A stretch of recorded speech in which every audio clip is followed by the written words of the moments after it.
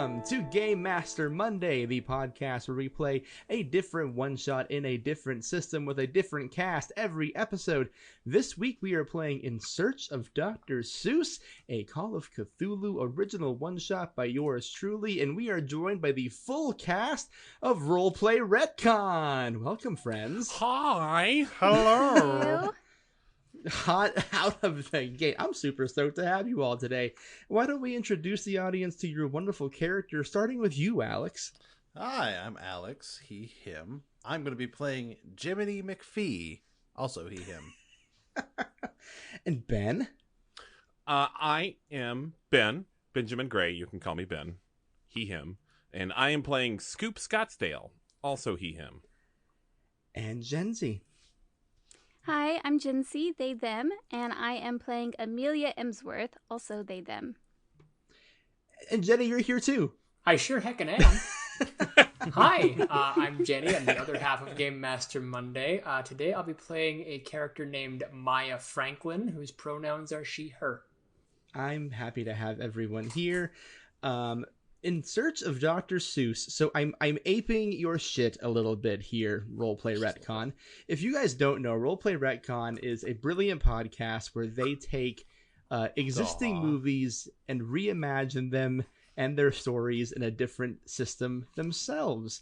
And I've been such a fan, and I've hated them so much for taking that idea that's so good. So I stole it, and I stole them too. I love that every time I hear it. It's a good move. He's going to loop this part of the episode when he goes to sleep at night. In Search of Dr. Seuss was a made-for-TV documentary that came out in 1994. It is a pillar of mine and Jenny's childhood for some fucking reason. We had this VHS tape and we wore the shit out of it. So today I've taken that movie in the spirit of Roleplay Retcon and I've reimagined it as a Call of Cthulhu scenario. Now, before I launch you in to the scenario, I have one question for you all. Are you all excited? Yes. Oh, yeah. I'm going to speak for everyone. I can Yes, get we there. are. I think I could get there. Ben.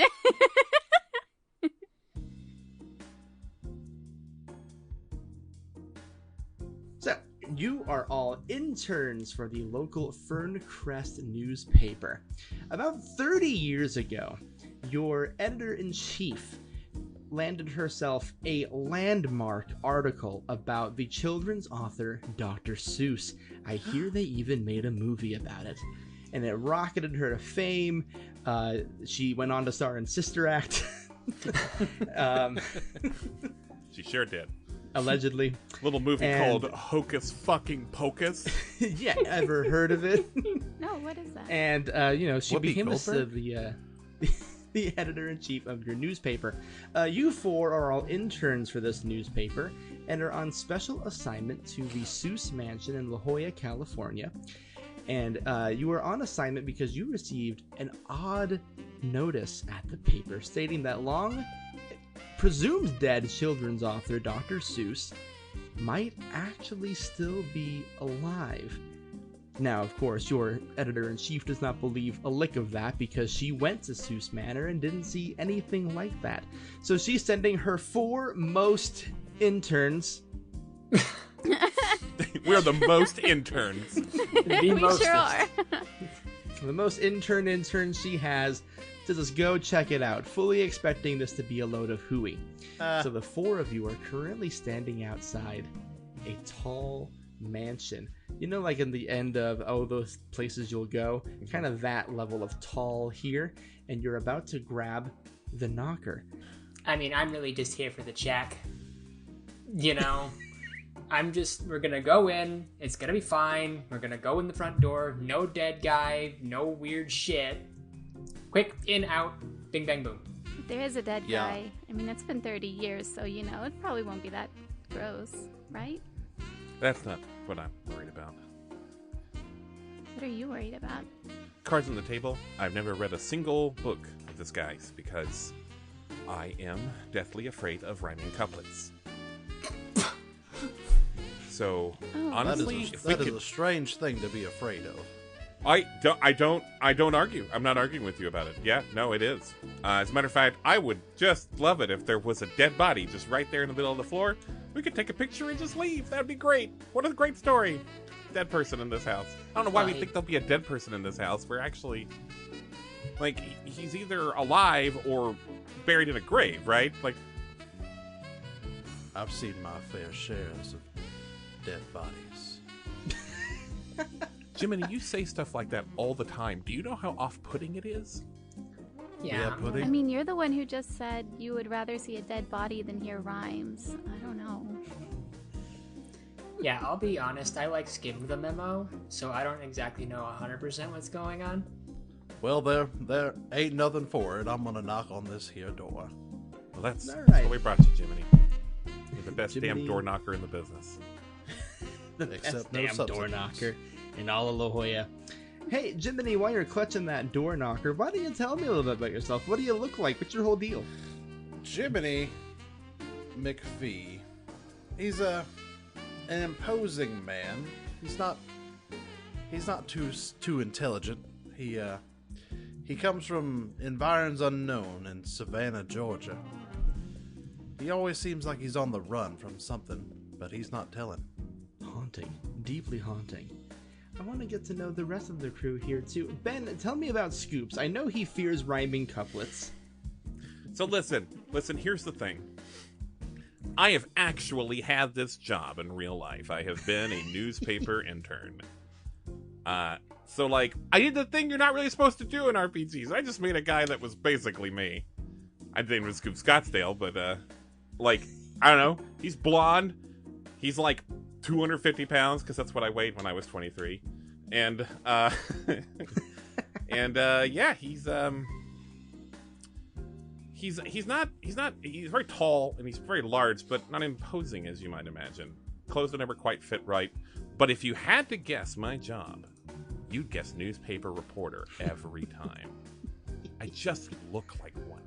Folks, I see him. It's true. I respect Ben's restraint. He could have been like, he's just like me. He's devilishly handsome, bronzed. I do 300 pounds envy of his 23-ness, but otherwise. Word. And then we've got Jensie standing by with Emilia there. What's Emilia's deal? Yeah, so Emilia is... There's not really a whole lot special about them appearance-wise. They're a little on the smaller side, but nothing really interesting. Nothing really jumps out at you. They would get lost in a crowd pretty easily.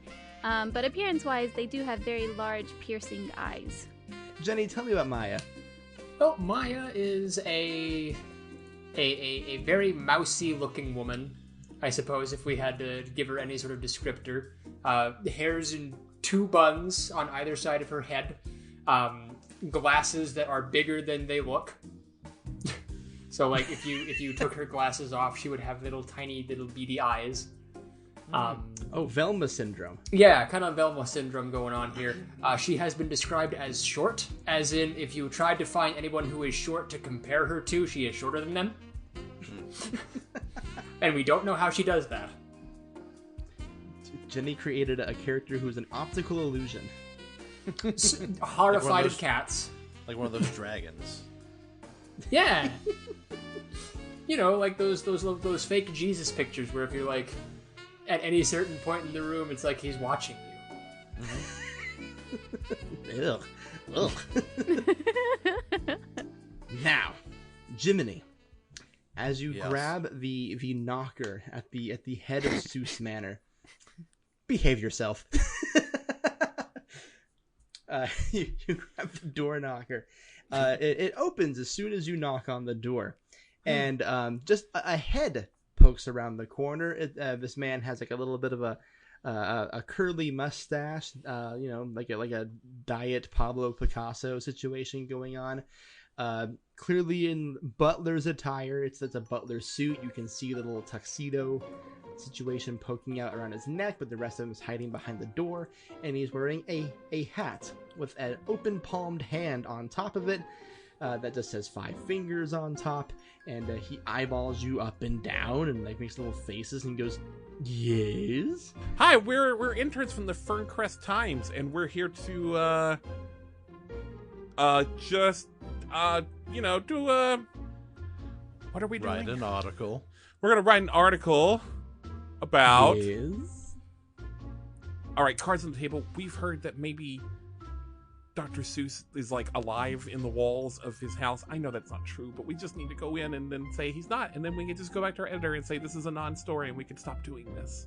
And I can go back to writing articles about every restaurant in town or whatever else they want interns to do. Journalism, my favorite type of person to come here. Well, then I'll make your life easy. Dr. Seuss is not here, and he hasn't been for a long time. Goodbye, and he starts to close the door. Well, that's good enough for me. Jimmeny I'm puts his sorry, foot wait, in the I'm door. sorry. Hi. Yes? Who are you? Not important who I am. Well, I'm sure that's not true. I mean, like, do you work here? Do you live here? Are you related to Yeah, Dr. you could Seuss? say that I work here, sure. Is that all you Who need? pays you? Not important. That's we- This is a lot of questions for just confirming if a man lives or dies. Well, I can actually- assure you he's not here. You're kind of interesting, though. Maybe you're the story. Absolutely not. I have no interest in sharing my story. Now have a nice day, please. Unfortunately, Wait. that's how it works in journalism. We do still have to cite a source. Could we get your name, maybe address, place we can contact you? You definitely have my address. I assume it's here. Sure is. You live here and also work here. Yes. Odd. Pardon me, but we just need to come inside and survey your surroundings, and then we can just skedaddle right out of your hair. Fine. I'll give you 5 minutes. That's mighty appreciative. Holy shit, Jimmeny, that was amazing. Pleasure. He opens the door for you, and you see the lobby of the Dr. Seuss home, and it's immediate that you're seeing his workstation. So you see the little taxidermy heads of fantastical creatures he drew on the wall. These are real, by the way. Those are in his actual house. I checked. You see original sketches to and fro. You see a large mural of like a sunset over the sea on the wall over there. Several books scatter the room. And for the first roll of the game, I'm going to have everyone very quickly just make a good old-fashioned, let's call this library use check. Okay. I can do that. I have failed. I rolled a 75. I needed a 60 or better. Well done. I rolled a 98. 98 to 50 or better. Well doneer. So, I roll, and then I add what I've got in it? Yeah, No, so your you library roll- use check is going to roll 2 d10s, and if your number is under any of those 3 numbers you see, then it succeeds. If it's over, you do not. You're not adding anything to these rolls. Okay, I see. If you checked library use as one of your skills, the did. lowest it should be is a 40. Okay, and you gave us an extra 10 on that, right? Yes, I did. You're right. Yes. Okay, well then I beat it. I did. 49, and I beat it. Hooray! So he's giving you the tour of the room, but you, Scoops, have the scoop. You see a large blue book sitting on a pedestal, and it says, "Open a book, open your imagination." Dr. Seuss on the front cover. So It doesn't rhyme, thank God. It does not rhyme.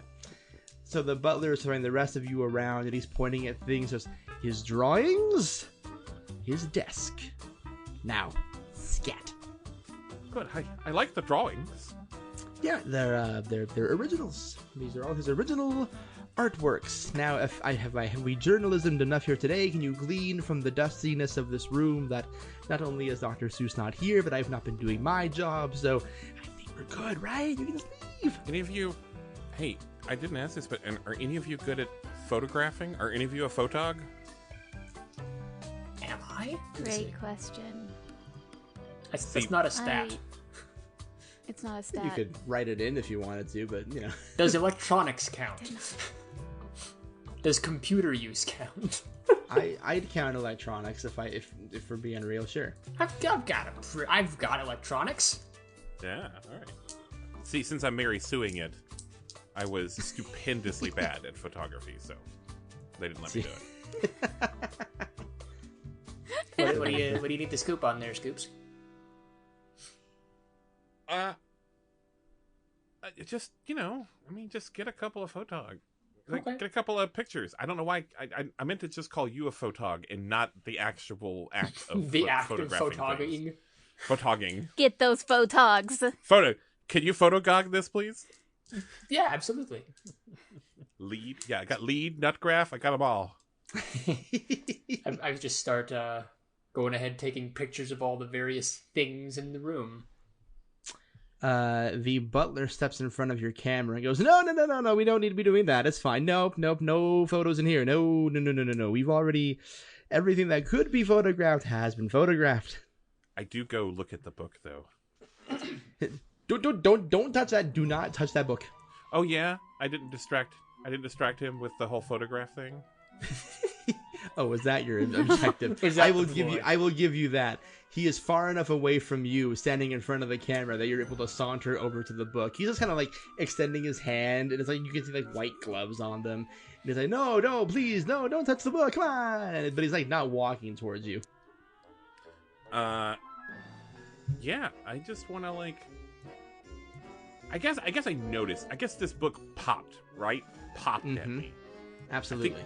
But with my library use, and I want to use this library. I'm going to use it. I just want to look in this book real quick. It's on a pedestal. It must be here for me to look at. What a clear and obvious prop. So you open the book, and a big white, sparkling, multicolored light, and also lots of other colors start coming out of the book. It surrounds all 5 of you. I need you 4 to make a sanity check. So you want to roll 2 d10s, and this is the one roll in the game where you want to roll higher numbers. Shit. Yeah, my sanity is 80. Yeah, you want to roll higher than 80 in this case. It didn't happen. I stupid mine's didn't an happen. I easy rolled a 50. 15. Okay. Mine's an easy 50 to beat. I rolled a 47. Amazing. The one time. Mine's an 80, rolled a 28. Okay. Mine's a 50 and I rolled 2. Wow. Yeah. Okay. Now for the next thing. I need everyone to roll a single d10. Just one d10. Just one d10. 1. 1. 5. 5. 6. 6. I got really excited because I'm assuming this is about to hurt us somehow, and I rolled a 0, and I now realize that is not a 0, that is a 10. That is your sanity damage. And I'll tell you why you take sanity damage. You are no longer in the foyer of Seuss Manor, but instead you are deep in a jungle you've never seen before. Well, maybe you have seen it before, if you've read the classic novel Horton Hatches the Egg. So this is a twisting, overly green, you see pencil drawings that seem to be making up the entire world here. Nothing here feels real. And since you all are witnessing this is like nothing that feels like your dimension. Everything feels two-dimensional, but also larger than life. It's a big shift in how you perceive the world. And probably most terrifyingly is that butler who was following you around everywhere is looking a lot more cat-like. His suit has changed into black fur. The little tuxedo portion of his shirt is now a big patch of white. He is holding an umbrella, a large red tie, and in his 2 paws, he has a shrunken red and white striped hat that he pops out to its full effect and dramatically places atop his head. And he goes, "Oh dear, oh dear, oh dear, oh dear, you opened the book. You shouldn't have done that." Why are you dressed like Jamiroquai?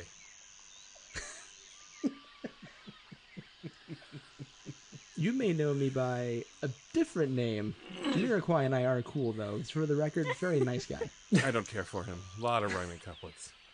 Jimmeny lets out a blood-curdling scream. What? As one of his phobias is animals wearing clothes. It sure is. It sure is.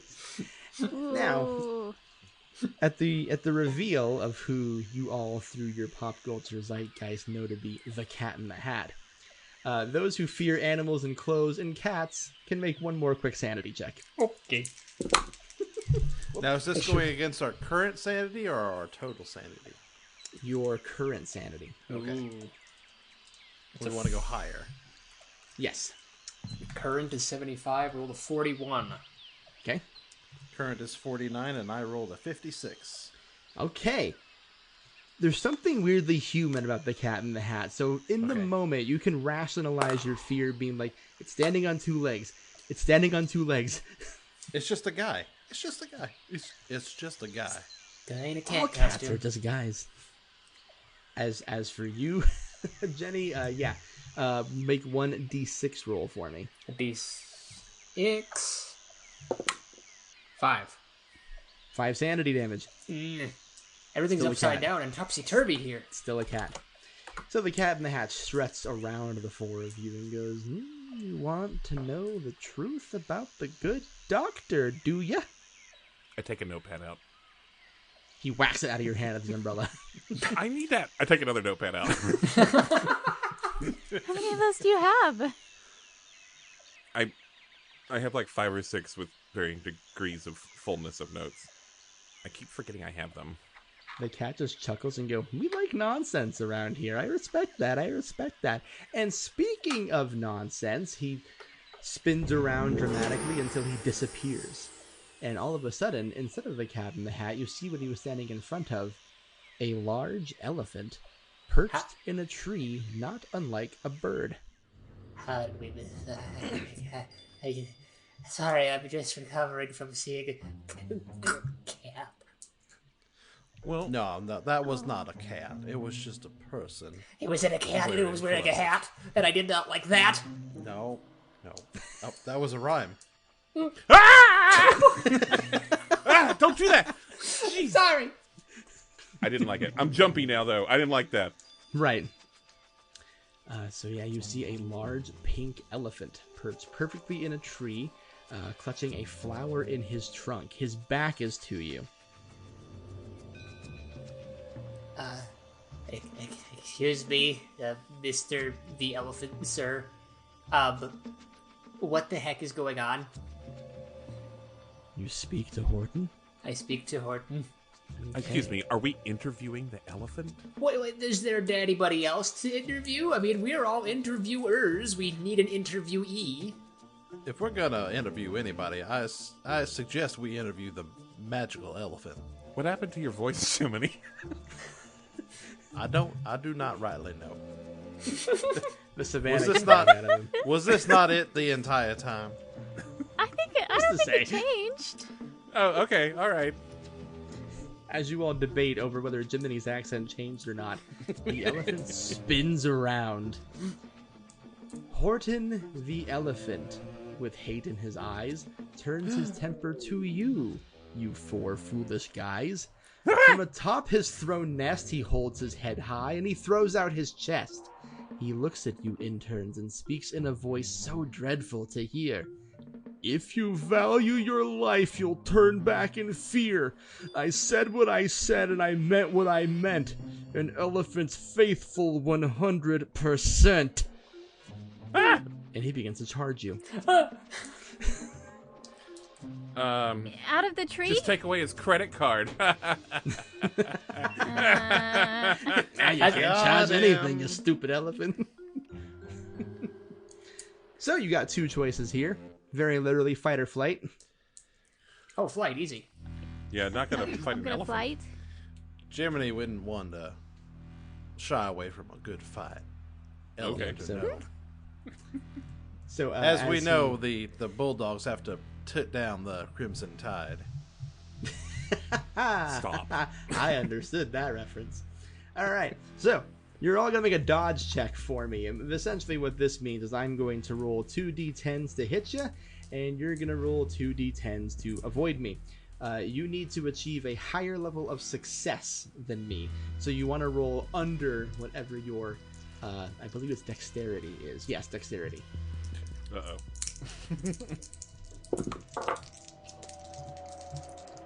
It's a 48 for me. And what's your dexterity? 50. Okay, so a regular success. I got 46. 46 under 50, right? Yes. Okay, regular success. I've got a 53 under 60. Regular success. I've got a dexterity of 40, and I rolled a 96. Oh, no. A big oof, I dare say. Okay, for our 3 successful people, you are able to outrun the elephant. You are able to go deeper into the jungle. You don't care where you're going. You are just running hard and fast into the heart of Horton's jungle. As for you, Scoops, I need you to take 4 hit points of damage, of physical damage. I've only got 12 of those! You sure do.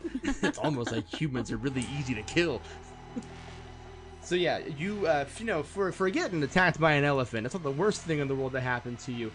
He lifts up his huge trunk and he swipes you in the back. You take 4 points of damage, but like a goddamn Looney Tune. The force is so hard it blasts you further into the jungle. It's like, what's it? I haven't read this book, but isn't this guy supposed to be really friendly? Now, Jimmeny, you're fighting him? Yes, that's correct. Okay. So in that case, you have to make a brawl check Will do. against Horton the elephant. Snicks. Well, I have a 70, Uh-huh. and I rolled a 73. Whoa. Oof. Oh, man. Oof. Okay. So close. Horton the So elephant close. gets a regular success. So I'm going to roll a quick d6 here against ya. Jesus. Jimmeny. Yeah, it might be Christmas. nice for you to have a 45-minute episode. Like, just to see how that goes. Just real quick. See in if and we're out. Yeah, responsive. we're testing a new thing here. Jimmeny, you take 9 hit points of damage. Wow. Yeah, have you ever tried to survive getting charged by a stampeding elephant? It's not exactly easy. So yeah, you try to sumo him, and it's a fucking elephant. He like steps on you. You just see nails, feet, trunk. You hear elephant chirps, and then he just walks across you. You're like flattened on the ground and like struggling to stand up. It hurts, my guy. Ow. Now, I'm going to give you 2 options here, Jimmeny. You can either try and run away again, fight him again.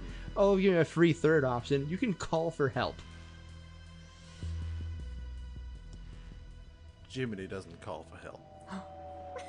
Jimmeny is going to run away. Okay, now make a dodge check. You run deeper into the jungle. So, meeting up with our 2 intelligent interns here. Well, I shouldn't say intelligent. The ones who were smart and were able to do the thing. Maya and Emilia, you are in the jungle. Not too long after you get into the heart of the jungle, you see a person-sized bird wearing an eye patch. And 3 other very small, comically small humans with hats covering their eyes, all kind of like clumped in a group in the jungle. Huh. Those 3 guys are all holding one big gun. Oh. Hi. Hey! That's the bird, in case it wasn't clear. What's with the gun? We're afraid of Horton. You're afraid of him? Yeah, I understand that. He almost tried to charge us and hurt us. he got mean. Well, how did he get mean? Huh. What happened?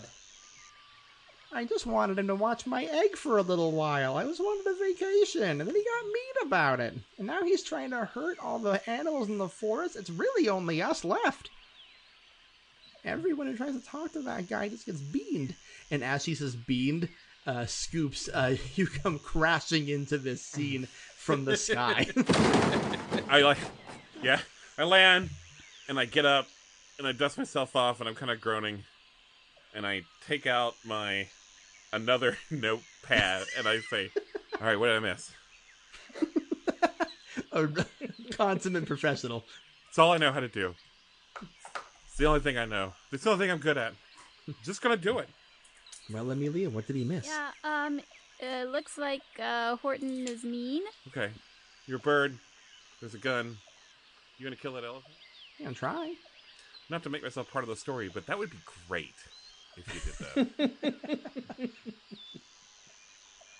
As you say, that would be great. A very squished-looking, damaged, banged-up Jimmeny McPhee hobbles into the deeper part of the jungle.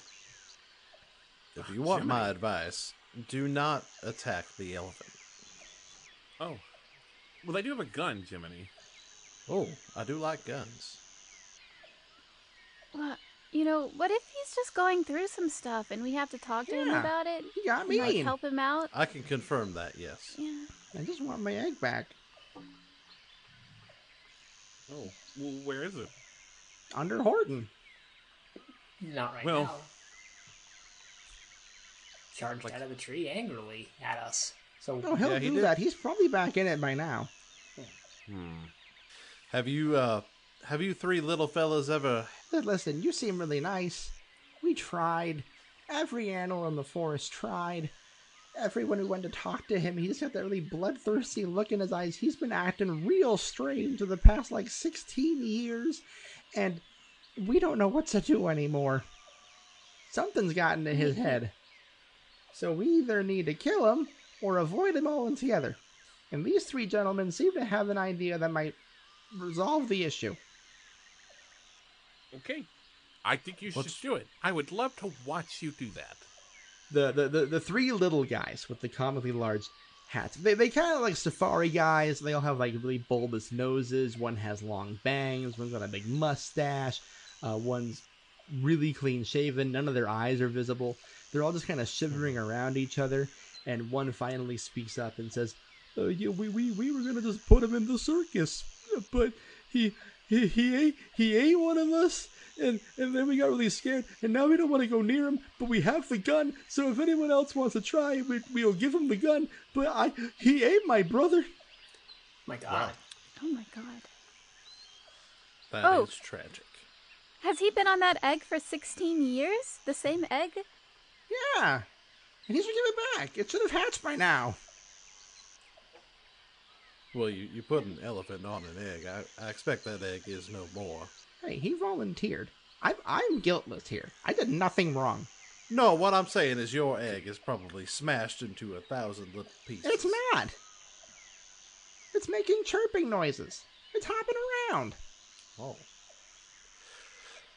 Now, would any of my compatriots have experience using firearms? Not me. No. No. Well, being from the deep south, I do, on occasion, have used a rifle or two. If you will permit me, I will take this gun and shoot this elephant. Before you even finish talking, the three of them pushing the gun into your chest. Well, Jimmeny, I don't know a lot about guns, but I'm pretty sure elephant guns are the gunniest gun. Are you sure about this? Son, we've fired bigger guns than this. Don't call me son. Okay. Scoopy? What's your name again? Scoops ahoy. Scoop. Stop. Listen, Cookie, I'm going to be able to fire this gun. It's all right. I'm actually fine with Cookie. All right. Hey, but, okay, just to say this again, we've definitely tried talking to him, right? I know you said your brother got eaten. Never mind, that's a silly question. And a lot of our friends got killed. I'm sorry. Normally when someone says if they're sorry, you're supposed to say it's okay, but I'm going to be it's not okay. It's been a nightmare the last 16 years. Yeah, I bet. Something changed. Do you want a hug? Yeah, I do want a hug. Okay, bring it in. You hug a bird. Yay. Just a tall, blue, gangly bird.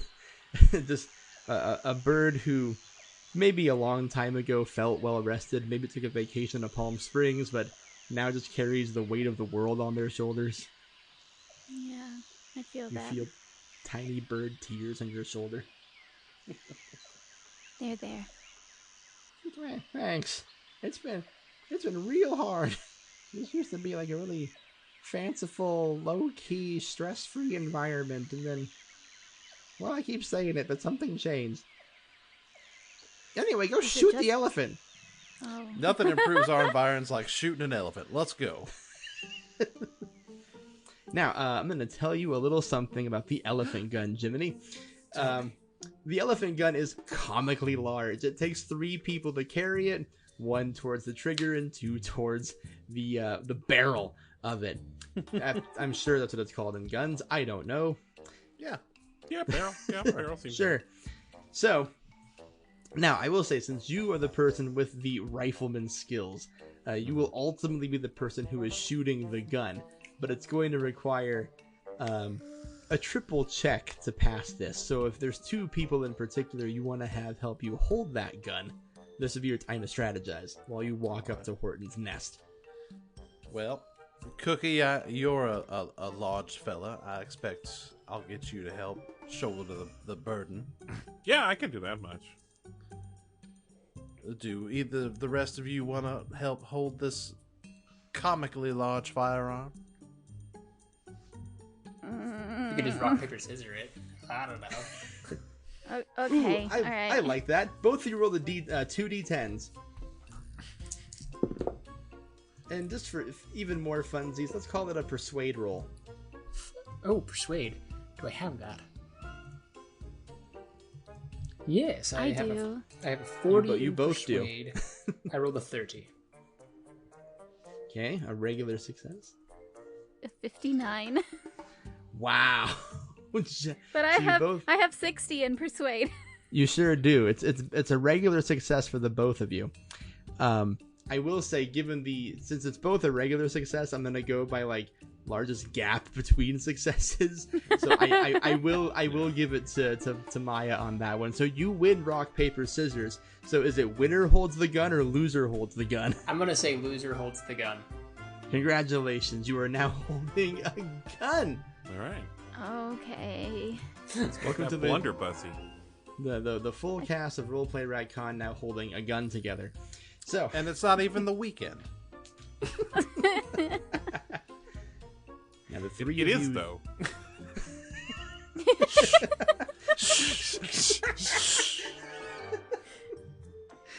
I will not let that stand. It is the weekend. How dare you? We're all working Friday's for it, Alex.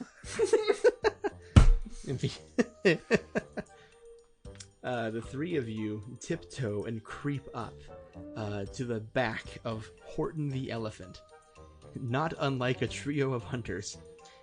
And it is now that special time where we have to make this check here for you. So for those shouldering the gun, being Scoops and Emilia, you're going to make a strength check. I'm all right. Okay. Jimmeny, you're going to make a firearms check. All right. Godspeed. What the fuck? Oh no! I super failed. Uh-oh. I rolled a 98. Oh, no. I have a strength of 60 and a roll Oh, of 72. no. Uh-oh. Well, I have a firearms of 60 and I rolled a 68. Good gravy. I'm Okay. assuming you two have played this game before. Is this how it goes? Yeah. Oh, okay. All right. Sure can be. It's not a game about survival. Okay. Sure isn't. So, you fire the gun straight into the air. You overcompensate with your strength. You're trying to hold it up so badly that you accidentally hold it up too high, and when you pull the trigger, you're just like, surely they've got it by now. You weren't paying attention, and it just fires into the air. That was just Go a ahead. warning shot. Well, it was a really loud warning. And then the giant elephant turns around with red, piercing eyes and goes, "That really was a loud warning shot. I don't do warnings." So I'm going to give you another chance. We're going to see if you can get him this time, because otherwise he's going to hit you. 29 under 60. Okay. 33 under 40. Wow, okay. Nice. Ladies, gentlemen, friends, enemies. I have Don't rolled fuck a 3. us, Ben. I've rolled A 3? I have rolled a 3. Let's Oh. go. Okay.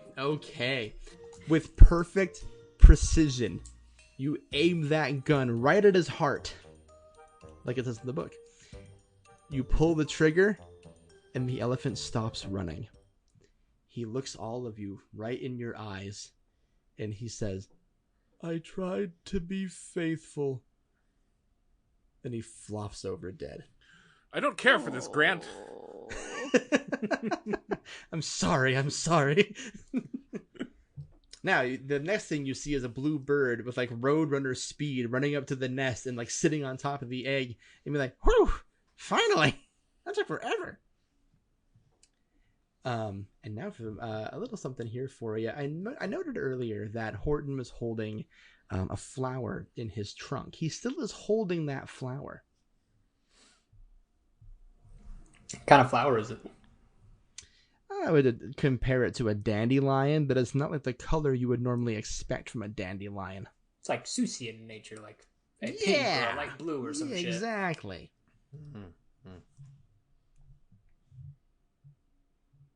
I would like to look at this thing. I would also like to look at it. Okay. I'll have you go ahead and do that, Emilia. Go ahead and give me. Let's see. This is a flower. Give me a. Maya, you can do this too. Give me a natural world check. I can do one of those. Hell, I everyone can can. do it if they want. Yeah. What happens if you don't have it? Oh, so there's a percentage right next to it. If you don't have it, natural is 10%. If you're not skilled in it, you got to roll under a 10. Well, I Wow. see. I have a I 40, did but I not. rolled a 73. Okay, I rolled an I have 87. 59. great. Maya? 97. Cool. Everyone failed their natural world check. Yeah. Good. That's a flower. Good. Oh, yeah? This isn't the natural world, guys. Oh. This is Seuss You scamp! You little rascal! He got us. Got world. So us. what you can really learn is, Jimmeny, this isn't a flower. This, you keep squinting at it, and your eyes feel like they're zooming into it. You get closer and closer, like almost like microscope levels. You get past the petals and the puffiness of this flower, and then it feels like you're transporting through it itself. You're floating through a sea of pink. And before you know it, you start to see what resembles a town, covered in snow for some reason. You're overseeing mountainous peaks. You see a large banner in front of a large, giant, needle-covered tree. It almost like a Christmas tree. That's strange. And you finally get close enough to read the sign, and it says, "Welcome to Whoville." And I need everyone to make another sanity check.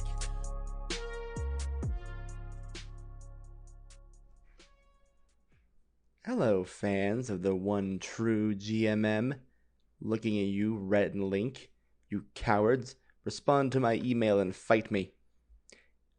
Welcome to the middle of the episode where I get to talk to you about things that are good and cool. Hey, you know Benjamin Gray, the guy who's on this episode, doing a wonderful job, I might add? Did you know that he created a really great RPG called It Takes This Long? It Takes This Long is a 2-player TTRPG about estranged people bonding through survival on a dangerous and mysterious island.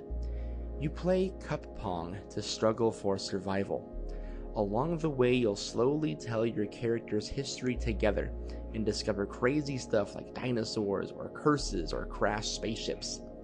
It's currently fully funded, but they're trying to hit some stretch goals. You can back it at kickstarter.com/projects/BenjaminGray/It-Takes-This-Long. A link to the project is in our bio, and I dare say it is perfect for a 2-player one-shot or just a good fucking hang. Now allow me to reintroduce you to some pals of ours, some hilarious motherfuckers from across the pond. Let me tell you once again about our pals of Dice and Them. Welcome, listener, to Of Dice and Them, I've been waiting for you, adventurers! a TTRPG actual play podcast full of hijinks and too many in-jokes. Do you have any cards I could keep close to my chest? New episodes released on the first Monday of every month. How hot is this ghost? Can't wait for the next episode? I want to chomp on it and not let go. Follow Of Dice and Them on Twitter and Instagram. Ah, yes. No, good idea, that, yes. Download now, wherever pods are cast. Do you go closer? Of Dice and Them! Yep. No. Yeah, heedlessly. Absolutely not. Love of Dice and Them. I'm so glad to have them back on the internet. They just started a wonderful Blades in the Dark campaign with Tove as their game master, and it's mwah. I don't know how well a chef's kiss translates on a hot mic, but it's a chef's kiss, baby. You gotta be listening to Of Dice and Them. We love them, and you should listen to the people we love. Now, without further ado, the remaining horrors of In Search of Dr. Seuss.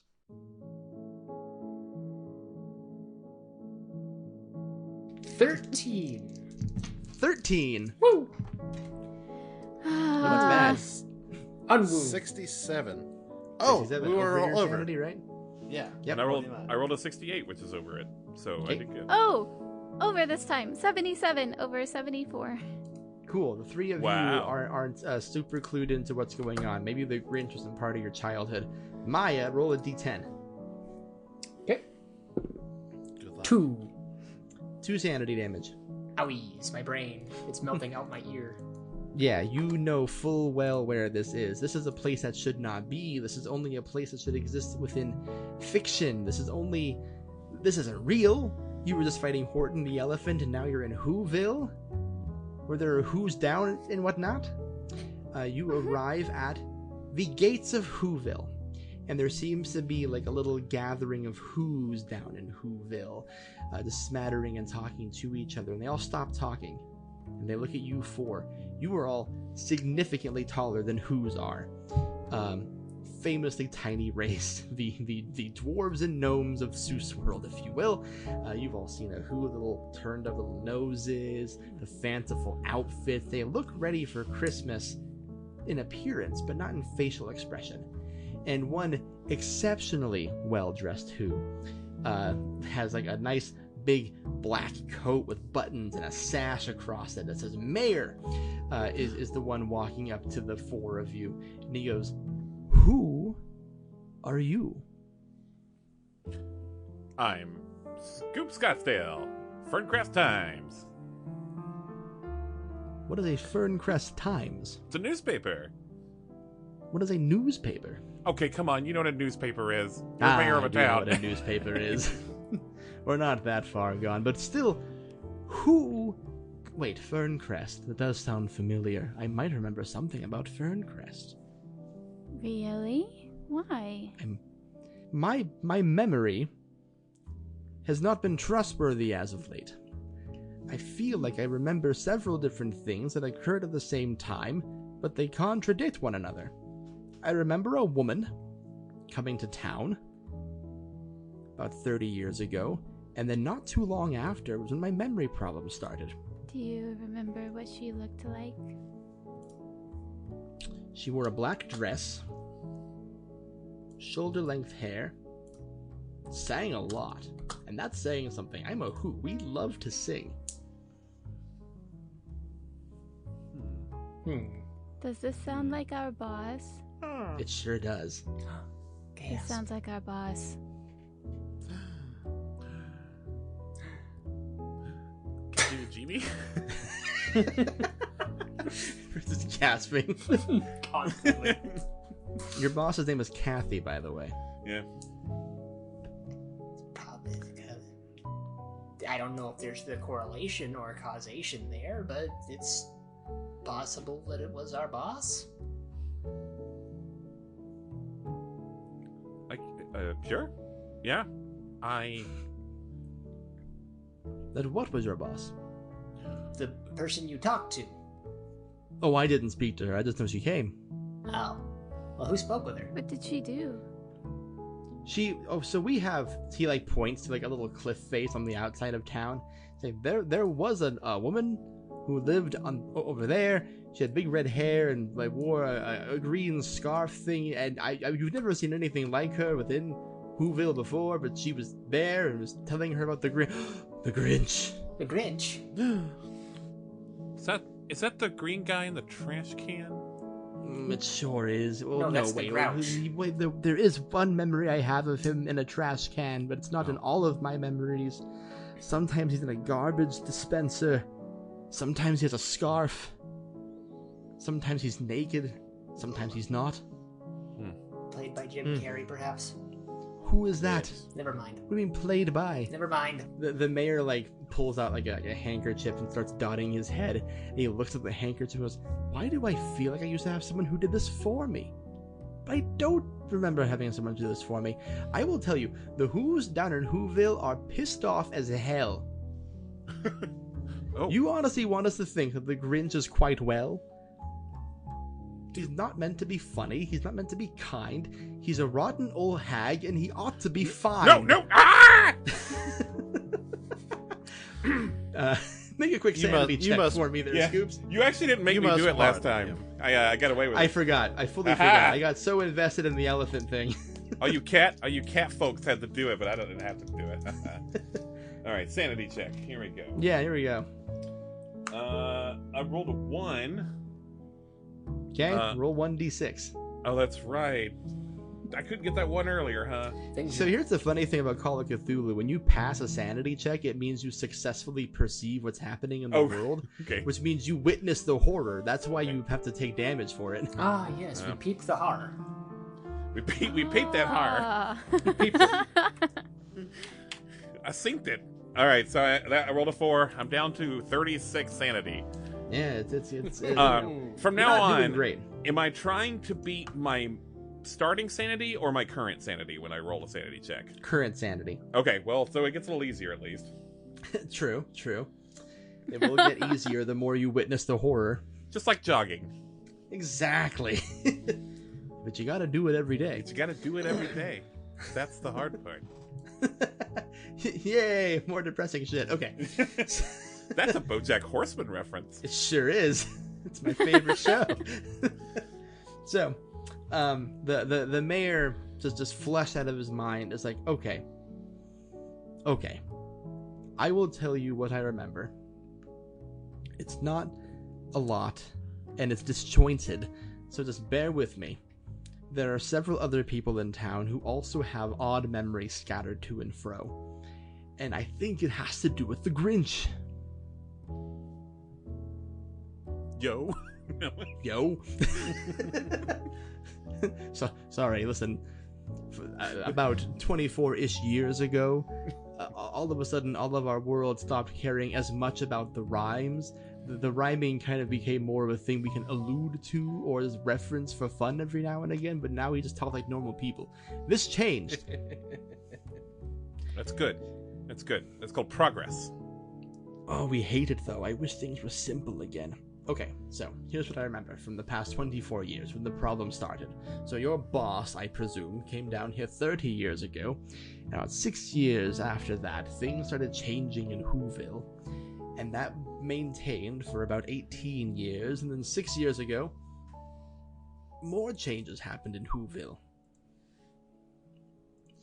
I remember from 24 years ago, I hope, I remember a Christmas competition, which is not something we'd ever done before. We had a cherry cheer meister. There was a parade. Something we had never ever done before. But then I also remember that not happening at all. And I remember the Grinch being in town for a Christmas tree lighting ceremony, and he blew it. These two things don't go together. In one instance, he's the head of the parade, and the other he ruins a tree lighting ceremony. I remember a Cindy Lou Who. She used to have 2 parents, but I also remember her having a strong single mother. And she can't have both. I mean, you can have both, but typically when you have two parents, one can be strong but not single. You get what I'm saying. And we haven't seen her in years either. There's also different versions of her I have in my head. There's one where she's just this little cute, shy girl who has a really squeaky voice, and there's like a version of her in my head where she sings really well, and there's another version in my head where she's a little shit who wants to kidnap Santa. I don't know which one's the real one. Grant, here's the thing. Yes. I think I know what you're doing. No.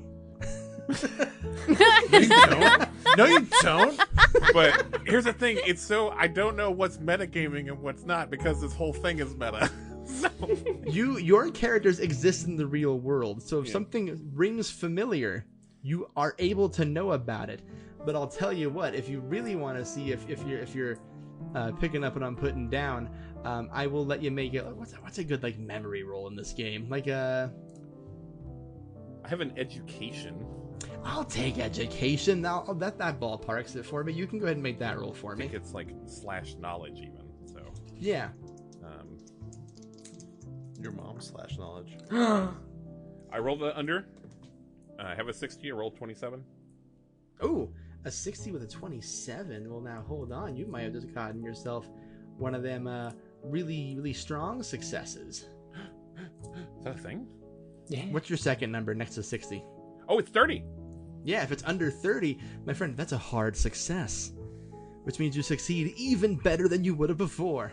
Mm-hmm. So I'll tell you what. Ben in real life. Has Scoop seen the Grinch movies? Yeah. I like turned. I was like, there was a movie about this, right? With the funny guy from the Pet movies where he's the detective, right? Benedict Cumberbatch. Yeah, that guy.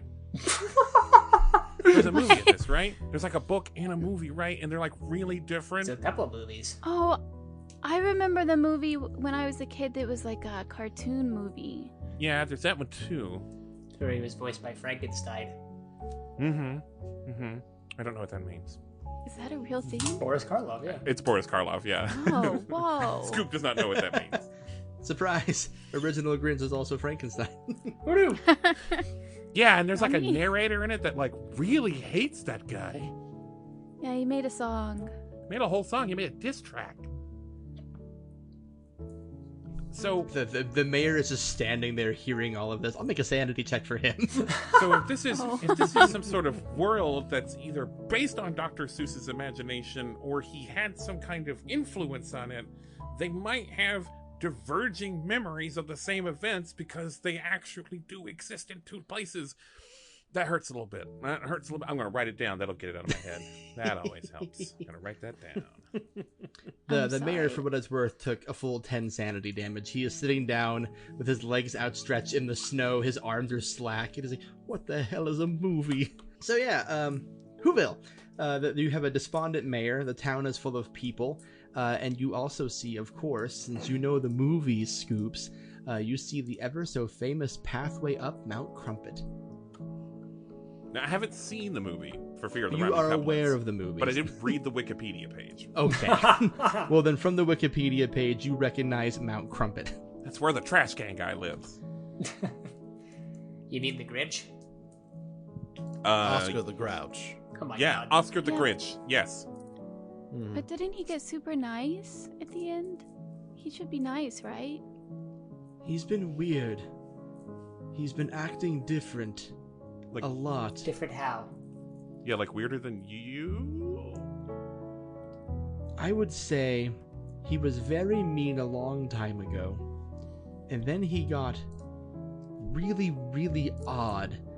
Made a lot of faces and noises and just did things with his belly region that made me uncomfortable. That would be the Jim Carrey. Kissed my fiance, who I may or may not have. Oh, I don't remember. The way Jimmeny said that, it's like Jimmeny does not care for Jim Carrey. Yeah, that'll be. It Jim sounds Carrey. like you've got a case of the Jim Carreys. Yes. Ha! But recently he's been acting more. I don't know how to put it. Definitely more normal than his previous iteration. More polite, more intelligent, I guess. It's strange. It's not. It's like he lacks a personality, but he has an idea of what his personality should be. Then up the mountain we must go to see the Grinch and... I'm not gonna make it rhyme, sorry. Nope, don't you dare. I heard that cadence of where you were going with it. I'm sorry, this place is doing something to me. Thank you for honoring that joke Ben made in the Discord about losing sanity makes you more Seussy. You're welcome. We're getting Seussed. We're getting Seussed. Okay. Soused up in here. Up to Mount Crumpet you go. You're climbing a mountain. Everyone make a strength roll. Oh shit. Okay. Heck yeah. Ooh. 41 and my strength's a 50. Cool. 38 under 40. Great. 60 under 80. Fantastic. 8 under 60, which I think means Wow. another big boy success. Really big boy success. Yeah, it's under 12 even, which is in the third box. I guess the fifth one, like a fifth of my big one. So yes, is that an even bigger boy? That's an even bigger boy. So not only are you successfully hiking up this mountain, you are well in the lead. You're feeling great. This mountain ain't shit for you. You're way ahead of the other people who aren't doing bad themselves. But it also means you're going to be the first person to see a little girl in a pink onesie. There's something ethereal about her. She's not flickering in and out of reality or anything, but there's a far-off look in her eyes. She's got really, tall hair, and it looks like she's just dressed in what her pajamas would be. Cindy Lou Who, I presume. How did you know that? Right, it's a book. I read books. Yeah. The three of you catch up to Ben, who's just been staring at this little girl. Young lady, what are you doing out in the snow in your pajamas? Can't feel it. Well, that's the first step toward frostbite, and that's not good. Does anyone here have a blanket? Yeah, are you okay? And Emilia just kind of kneels down and gets on her level. Ooh, cool. Make a persuade check. Oh, cool. I'm good at that. Ah, dang it. No, I'm not. 85 over 60. She looks through you. It's like a 1,000-yard stare. Doesn't answer your question at all. And she just says, it'd be better if you just turned around. Well, young lady, we've come an awful long way. Up a mountain, even. She just keeps staring at Emilia. I'm gonna turn around and look behind me. Nothing there.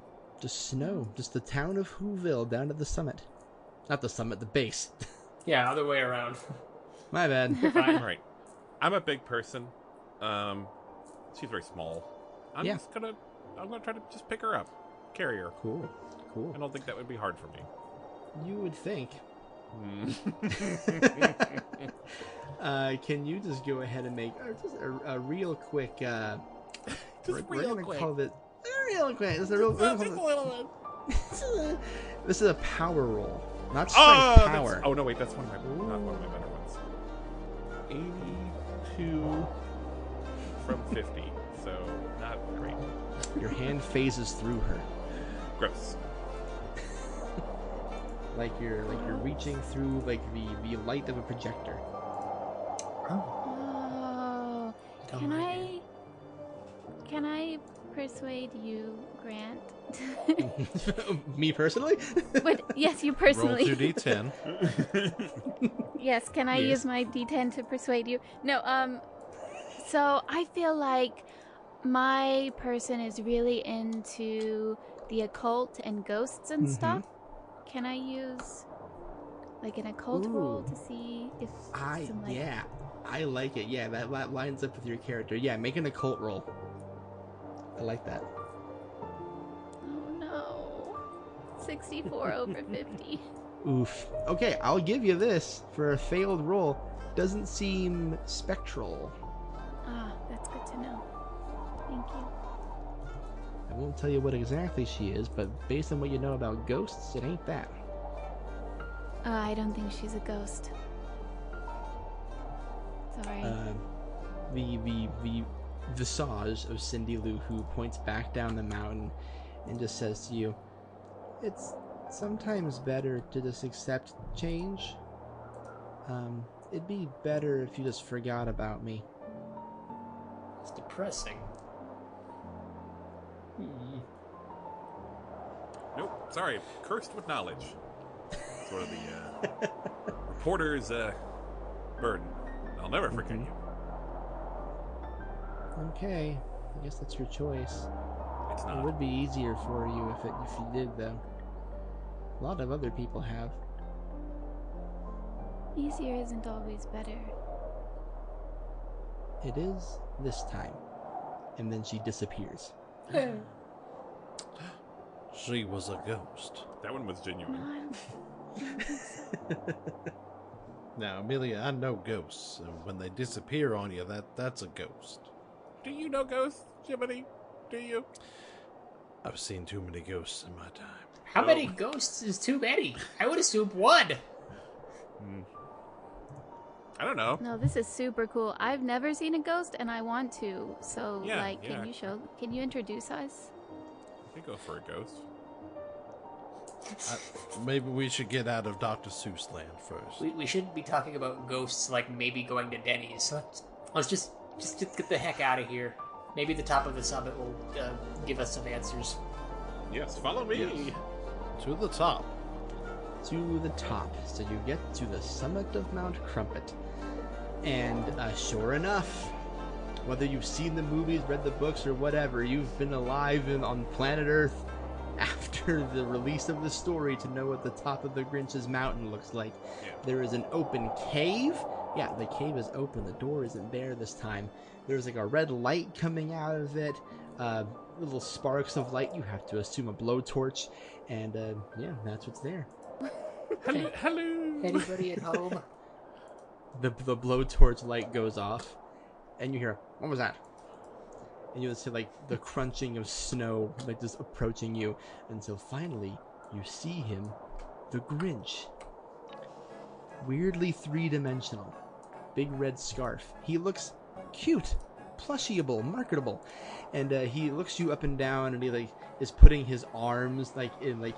Imagine like if you're wearing a hoodie, where like your hoodie pocket would be, but he's not wearing a hoodie, so he's just holding his hands together on his gut. And it's like, what are you doing here? Excuse me. Faster, speak faster.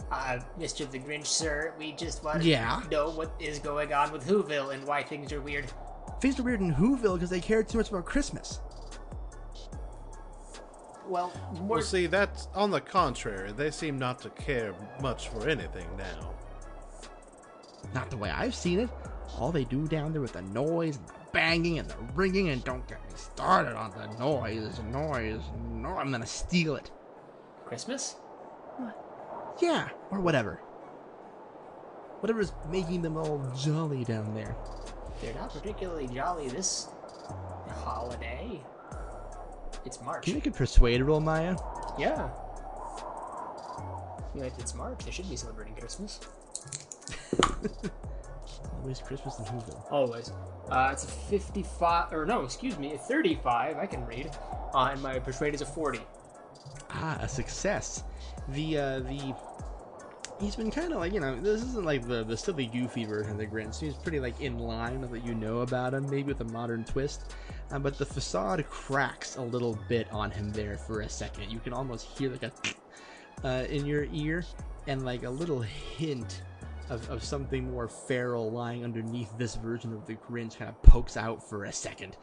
And he's like, "I don't care about Christmas." Why? Like you see him smile and like a maggot crawls across his teeth. Gross. Well, he's got maggots in his smile.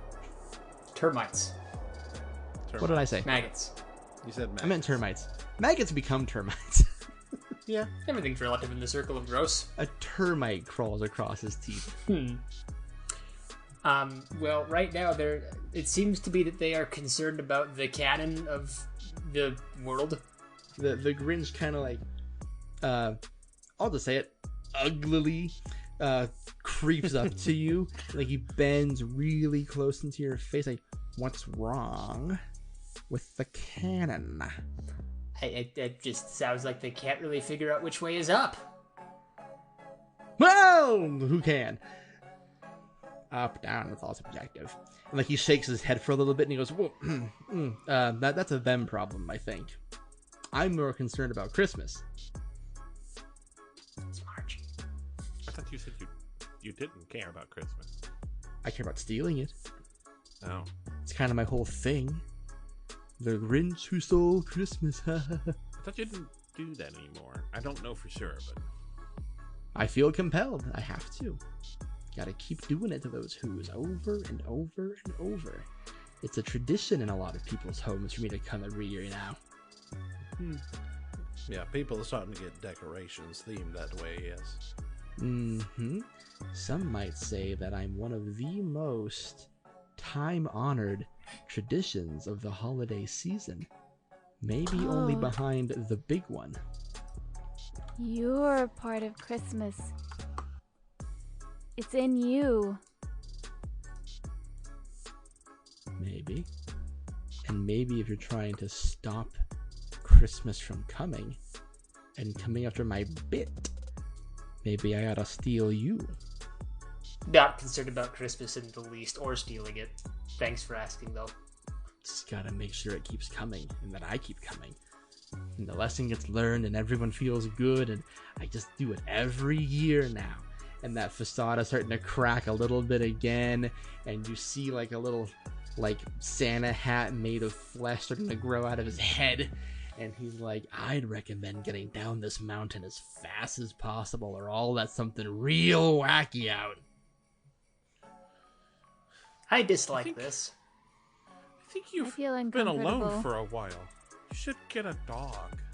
His voice shifts a little bit. Hello? No! I have Max. Max!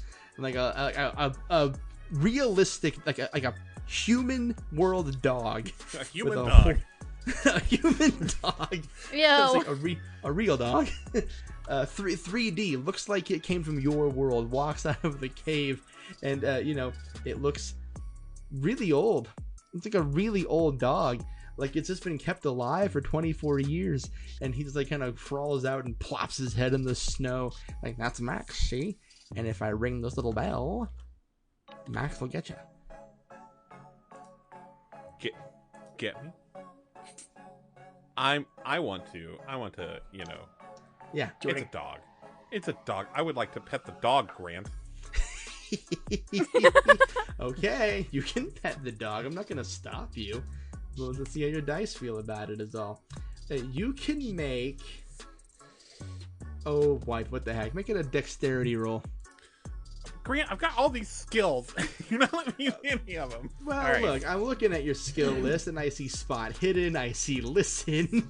You see let's charm. name Pet the dog.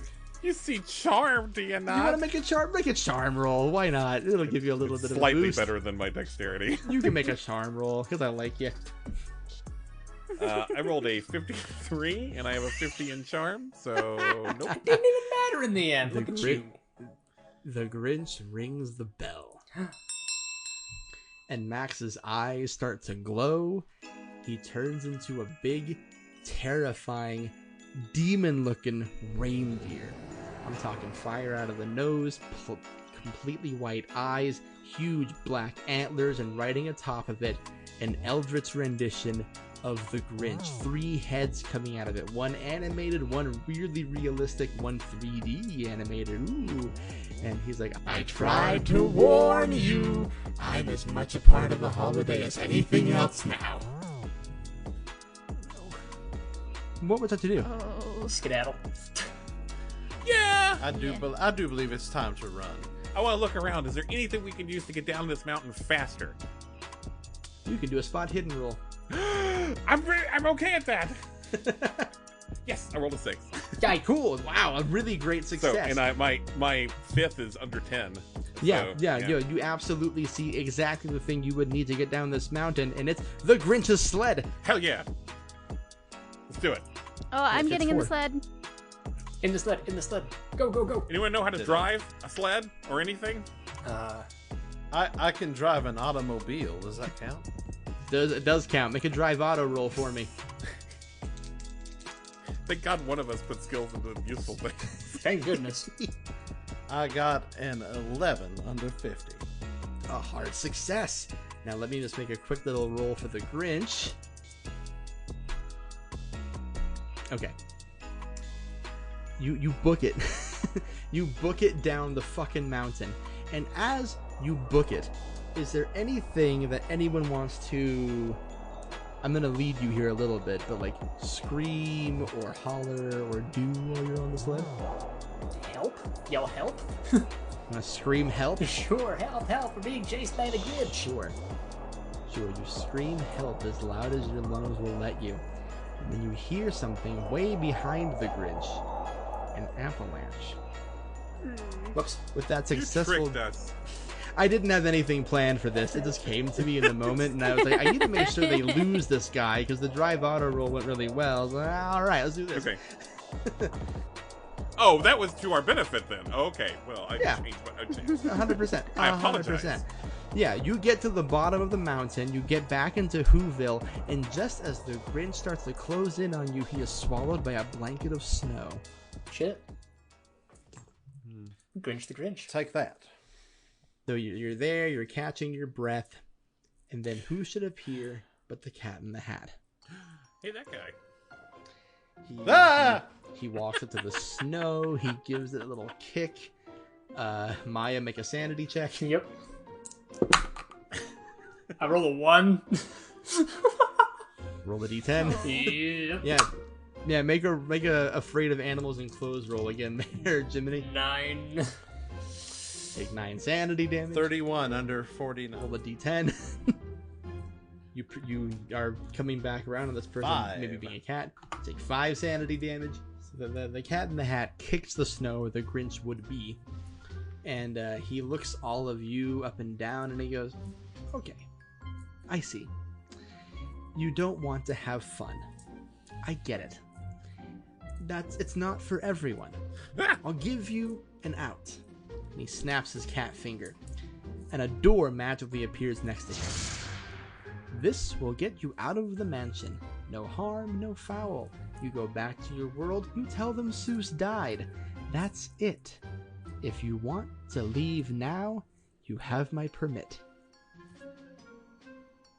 I think I just had an epiphany. But reject my offer, and you'll be stuck here. Forever. What's your epiphany? I think the death of the offer is not something literal, but perhaps it is figurative, and that makes me quiver a little. Hey, oh, stop! God damn it! I think... Make a sanity roll. Why not? It's spooky information on top of a coupling rhyme. Well, I did good. I rolled an 80, which is like well over my sanity. Great. Okay. The information was, it was a half rhyme. It was an okay rhyme. It was forced, really. I'll admit it. I suck. I suspect that this Catman, this fabulous Catman, is lying. You don't think my door takes you back home to where you came from? I promise you it does. He opens the door and you see your house. Like your specific house, Scoops. Oh, no. I'm sure the door takes us back. He closes the door. I don't think that we're stuck here forever. There is that danger. You could be here forever if you keep poking around where you're not welcome. I look down at my 3 or 4 notebooks I've got here, and I look at the others, and I'm like, I don't think we have the story yet. All we have is a couple of cheap jump scares and a man in a cat suit. Cheap, I'll have you know. This set, very elaborate. This particular Whoville had a $215 million budget. Oh.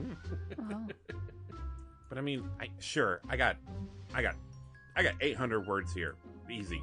But I don't have a lead yet. Going once. Yeah, I want to stay. Going twice. Can I ask him a question? You may ask me one question. What happened to Seuss? I just want to know. He's not here. I told you when you got here. Like the house or in here? He puts a third finger up, the door disappears, and so does the cat. Oh, I broke it. Don't worry, there's a new man standing behind you. Yeah. Men. Hello. A nude man? A new man. Oh, okay. All right. He likes new In metal. Dr. Seuss world. This is a man who looks like a police officer, but like an old timey one. He's got like the buttons, like a bobby cop. He's got like a blue uniform on, like a nice little hat, little gold buttons up and down his shirt. It's in 2 white gloves and has his nose turned up like a Who would, but it almost like in a different kind of way. Like he predates the Who's somehow. Yes. Don't worry. I'm here to help. Okay. Okay, using Good, more 'cause- enthusiasm when I say that, but that's fine. I don't have a lot of great experience with police officers. Yeah, we're journalists. We tend to be objective, you know. I made a very good friend with a journalist 30 years ago. Oh. Was her name Kathy? Kathy? Her name was, in fact, Kathy. She had a lot of interesting thoughts about perseverance. And what is... My name is Sergeant Mulvaney. You may recall me from a little place called Mulberry Street. Sergeant Mulvaney extends his hand out to you, Maya. This is Patrick Stewart, right? Yeah. This is Patrick Stewart. But yeah, he escorts you through Whoville. And he says, you're not too far off, you know, with your theory.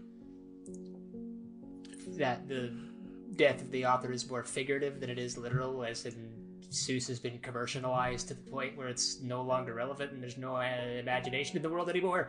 I think I'm having a panic attack. Oh no. He boops your nose. My snoot. The good doctor is in the mansion. And it might be only you 4 who can save him and all of us and tell the truth about what's going on out there. I'm going to give you something very important. If you find our gracious creator, give it to him. Remind him. Okay. And I just guess I hold out my hands. He reaches in his pocket and he pulls out a like strung together draft of a novel, and he puts it in your hand. Can I read this thing? What's on it? Yeah, of course. The cover reads, and to think that I saw it on Mulberry Street, and in parentheses, manuscript. Huh. Can you give Dr. Seuss my screenplay, please? I think it's really good. I think he'd really like it. I mean, you know, just put a good word in. I would also like a big budget movie from DreamWorks. Make illumination behind it. So he plops that in your hand and he goes, remember, never give up. Sometimes the road to success is paved with rejection, but you must never ever give up. Now let me help you. There is one other that you have to meet before you can find the doctor, who has been plaguing our world. And he's right behind, and he points to a revolving door. That door. Is there anything connected to the revolving door? Nope. Just a door in the middle It of doesn't nowhere. like yeah, literally, like imagine like the center of town, and this is a door, and you can see all around it, every part of it. Doesn't seem to be going into anything. Okay. I go through the door. Why not? Right? Cool. Yeah, we all do, right? Yeah. Ever make a sanity Sure, roll? I go. Oh. 98. Good I've job. gone fully fucking crazy. What happens? I rolled a 74, and I have 74. That's a success. For what we need to do here. You're not going to get hurt. Okay, cool. I rolled an 83 over my 36. Fantastic. Yep. I got 45 over my 44. You've all become more accustomed to the horrors of Dr. Seuss. No one takes sanity damage. Yay. You arrive in a barren wasteland. Only a factory stands here, pumping black smog and it stands on what was once a beautiful field. Oh no. You can tell this used to be beautiful. Stumps of trees stand like graves before you. Emilia, you need to make a sanity check. Emilia gasps. Oh no. 25? Is that under your number?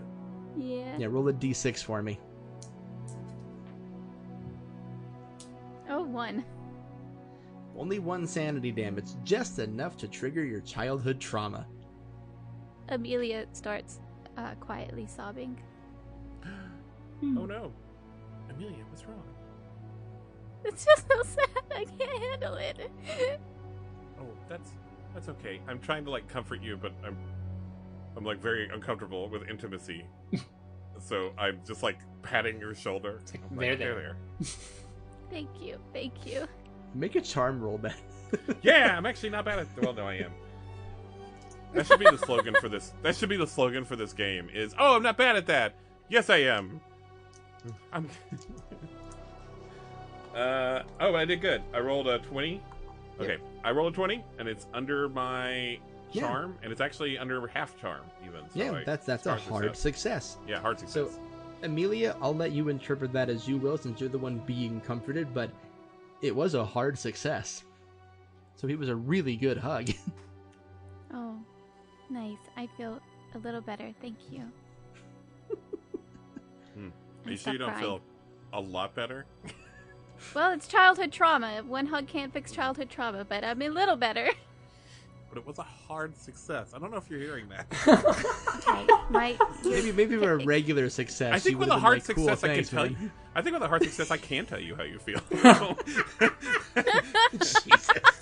Jeez. Okay. I'm glad you feel a little better. So yeah, there's just a factory here, pumping black smoke.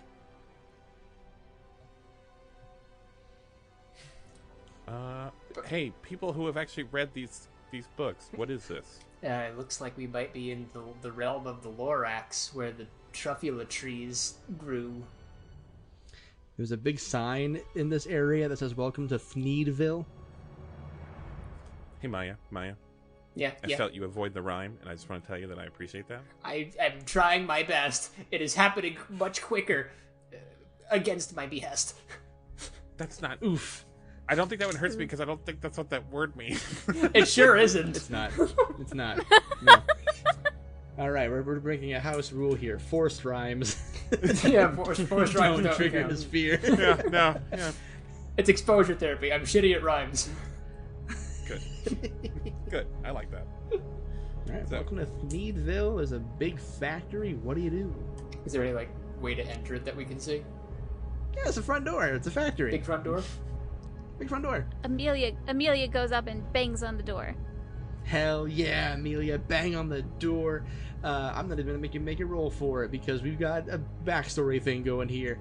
There's a little when you open the slot on your front door to look at people on the outside, and it's I don't know what they're called, an eye slot, I guess. The Wizard of Oz hole, yes. Yeah. The Oz hole. The Oz hole. That opens, and you see 2 yellow eyes poking out of it. And he goes, "Yes." Stop now. Open the door. No, we can stop now. I'm making so much money doing this, and people think I'm hot now. I'm so mad at you.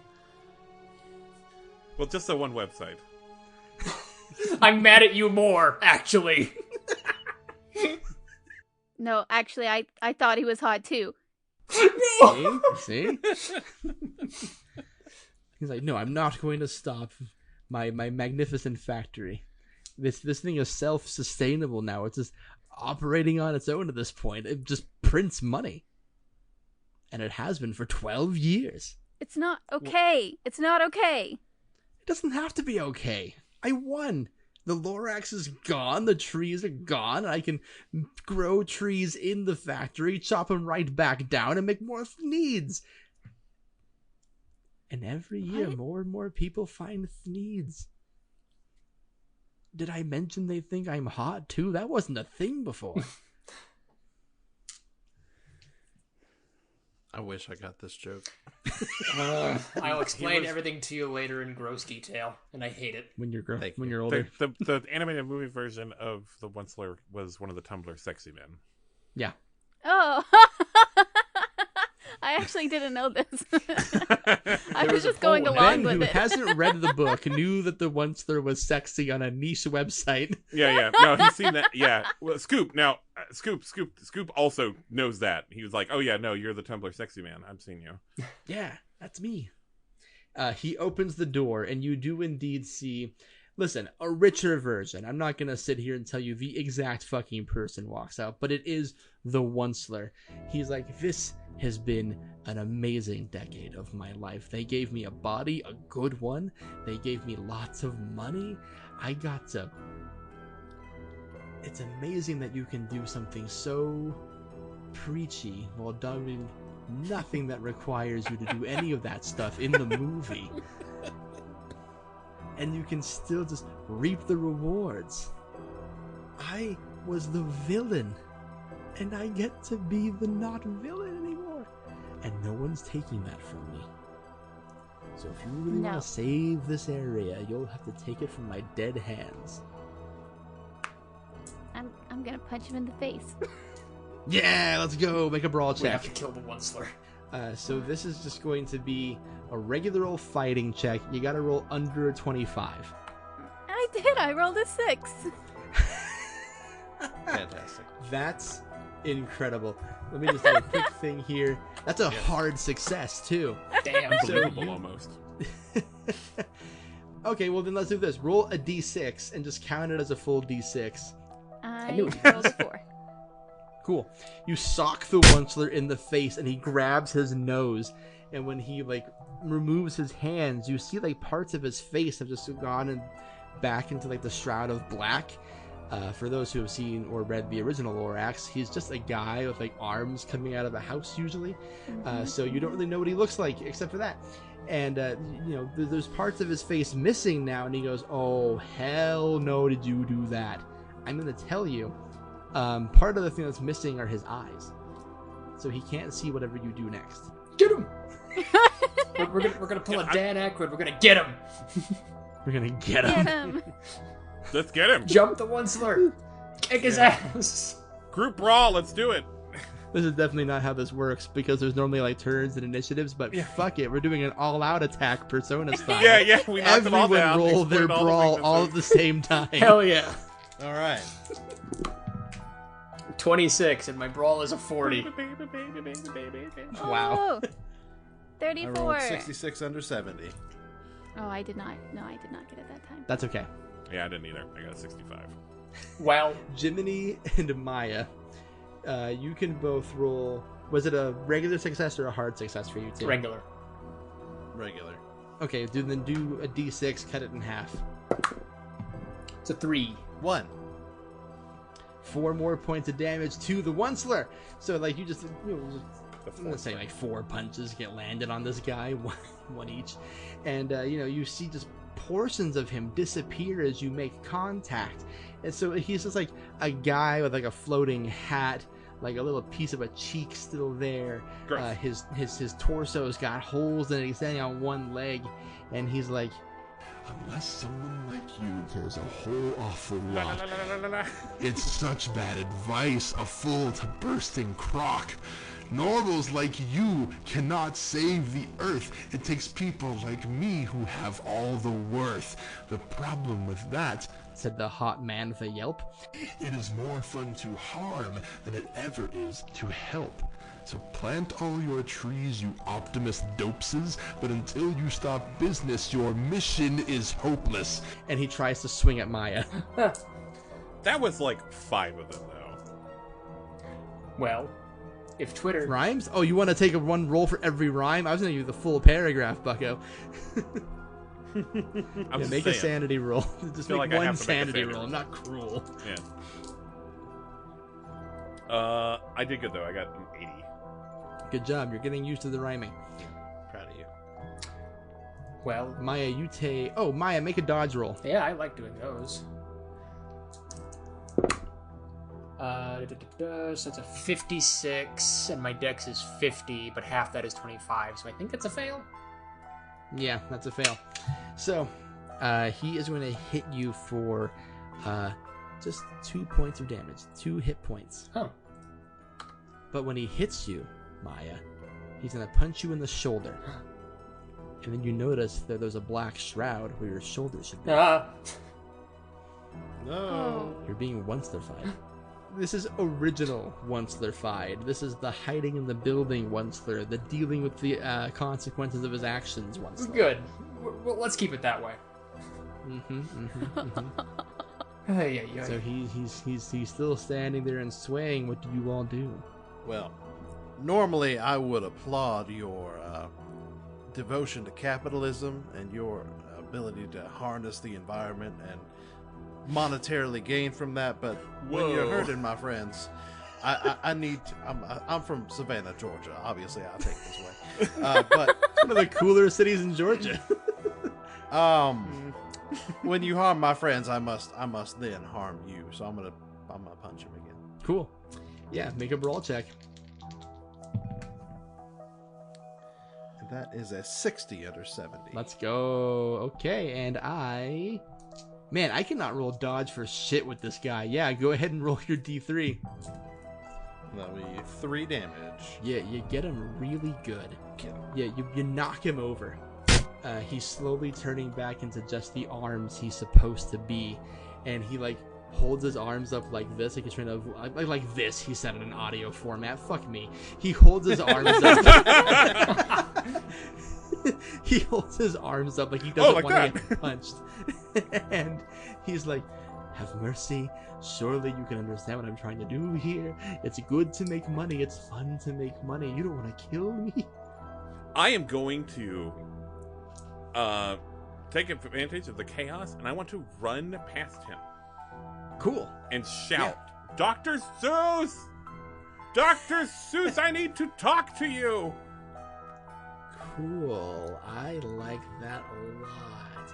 So you leave the group and go into the factory screaming for Dr. Seuss. I need you to make a quick sanity check. Mm-hmm. I'm playing this game right. When you make sanity checks, it means you're playing it right. Yeah. It means you're doing the scary thing. It means I'm winning, and I got an 82, so I'm doing pretty good. Cool. You're not going to take damage from this thing that happens, which is the factory door closes behind you. No. Benefit, though, the factory door closes behind you. Jimmeny knocked the once-ler over. The door closes on the once-ler's arms. Whoa! And you hear like a... and they shrivel back up into the door like the Wicked Witch of the West. Oh, yeah, the curly up, the house owner. You know what I mean. More Wizard of Oz. They curl into the door like her feet. And, the once-ler is no more, sir. Can I... Okay. Emilia wants to find the power switch and power it off. The factory. Ooh, make a spot hidden check. Oh. Turn off the factory. Yeah, hell yeah. Turn off the factory.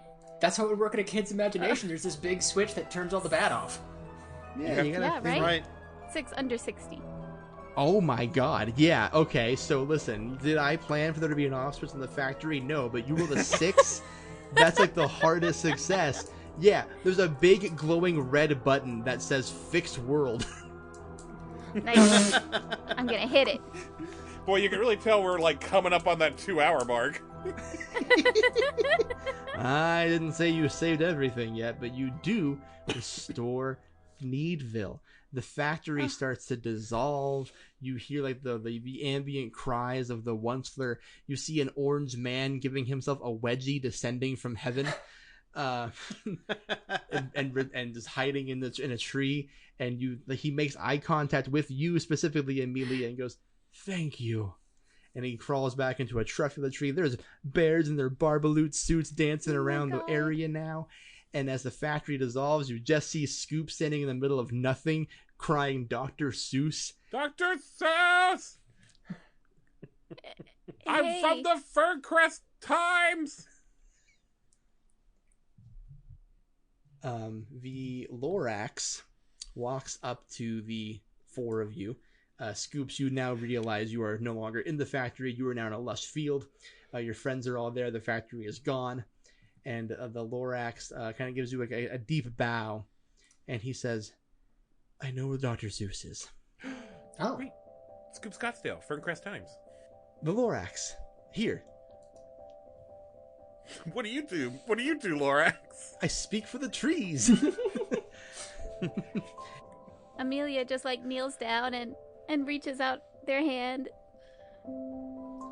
He gives you a really grateful handshake. You can feel like, you know, as emotional as a handshake can be.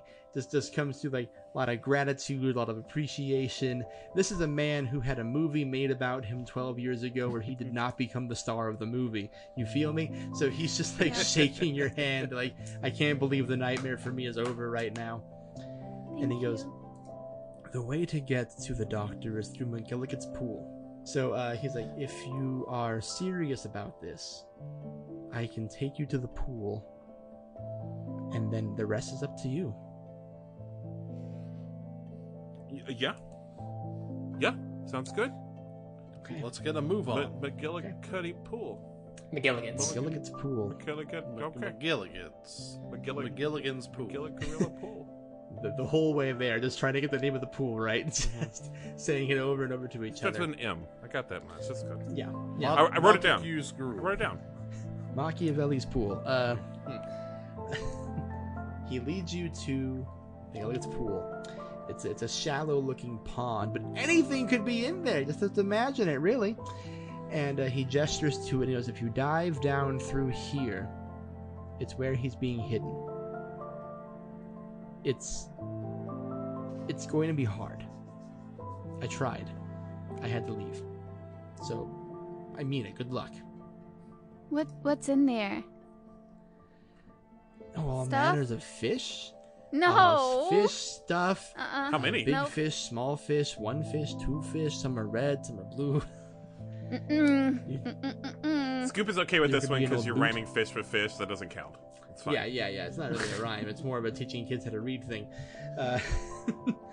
He's like, but most importantly, at the bottom of the pool, there are several places. Oh. Oh. The places you go. Oh. Was waiting for it. So, Emilia, you have a fear of water, right? Yeah, and also like the things in it. Uh-huh. So Like I'm gonna fish. need to make you have if you want to go in the pool, you gotta make a sanity roll. Okay, I'll see what I could do. 61, which is 61? under 73. Okay, yep. Make a D10 roll for me, since this is both of your fears. 8. So 8 sanity damage as you go into the pool. So yeah, the trip down there is not your favorite. You see all manner of fish that should not be, quite frankly. You just all different colors, all different sizes.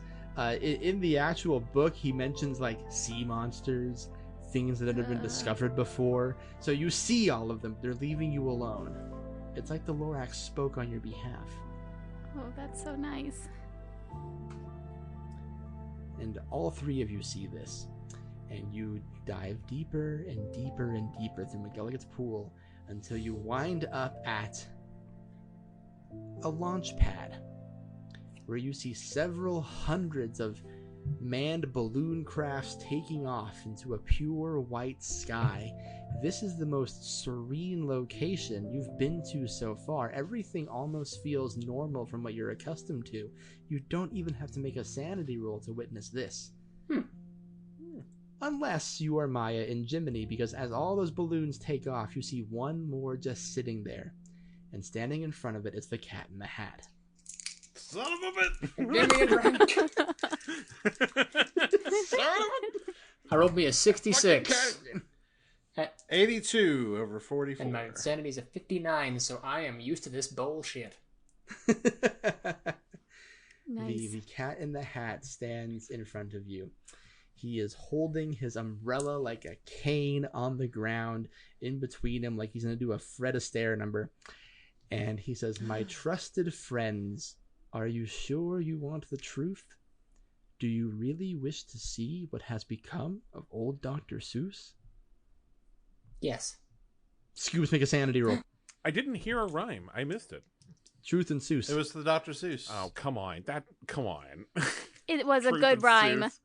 It was. It was a good rhyme. You should read some more Dr. Seuss books. He pulls this shit all the time. All right. Well, 36 is what I rolled. That does fall under my sanity. 1d6.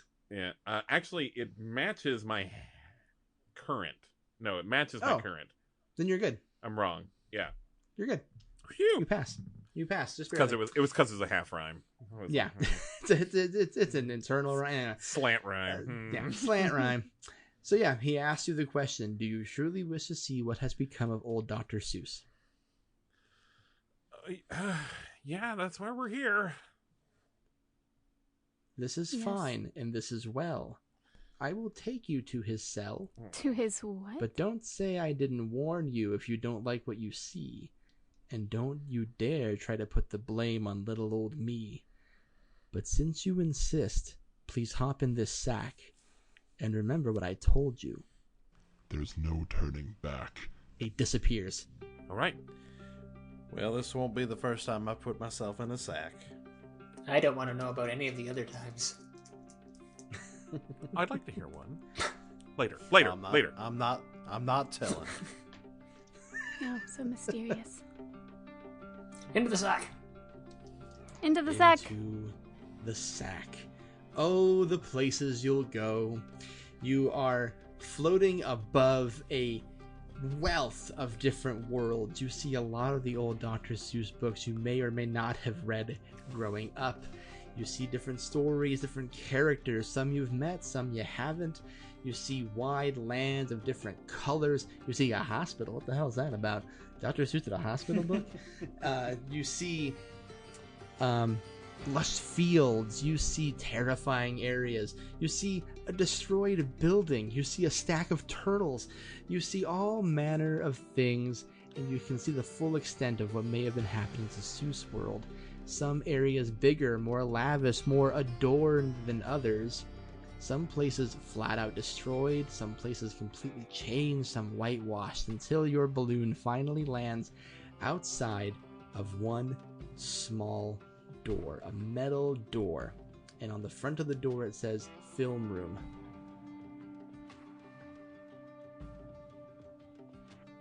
Let's look at the film. It is unlocked. You enter. You see a wall of screens, all of them playing a different Dr. Seuss style movie from the last 24 years. You see 2000s How the Grinch Stole Christmas, Jim Carrey being literally waterboarded to learn how to put all that makeup on. That's a true story. He got CIA training to get into Grinch makeup. You see that event happening. You see him motorboarding a woman in a Dr. Seuss movie. Again, happened.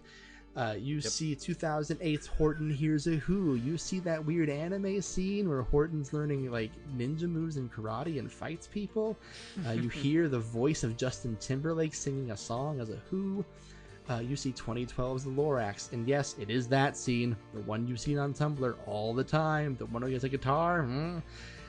You see 2018's The Grinch. You see Benedict Cumberbatch doing his damnedest to do an American accent, even though he didn't have to. It's The Grinch.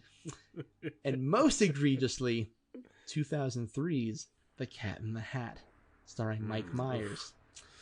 You see all the product placements. You see the adult jokes. You see him chopping his tail off. You see the nightmarish renditions of Thing 1 and Thing 2. And attached to all these screens is a series of tubes. And those tubes are attached to Al Gore. No, they're attached to those tubes are attached to an elderly looking man, specifically to his brain. And in a spinny chair, it slowly turns around, the barely conscious visage of Dr. Seuss. And from a back door, out of the shadows, comes the Cat in the Hat with a devilish grin. And he looks at all of you and says, "So this is the truth. You figured it out. In life, he never would have allowed these things to happen. Sometimes when you lengthen a story, you have to compromise a few things along the way."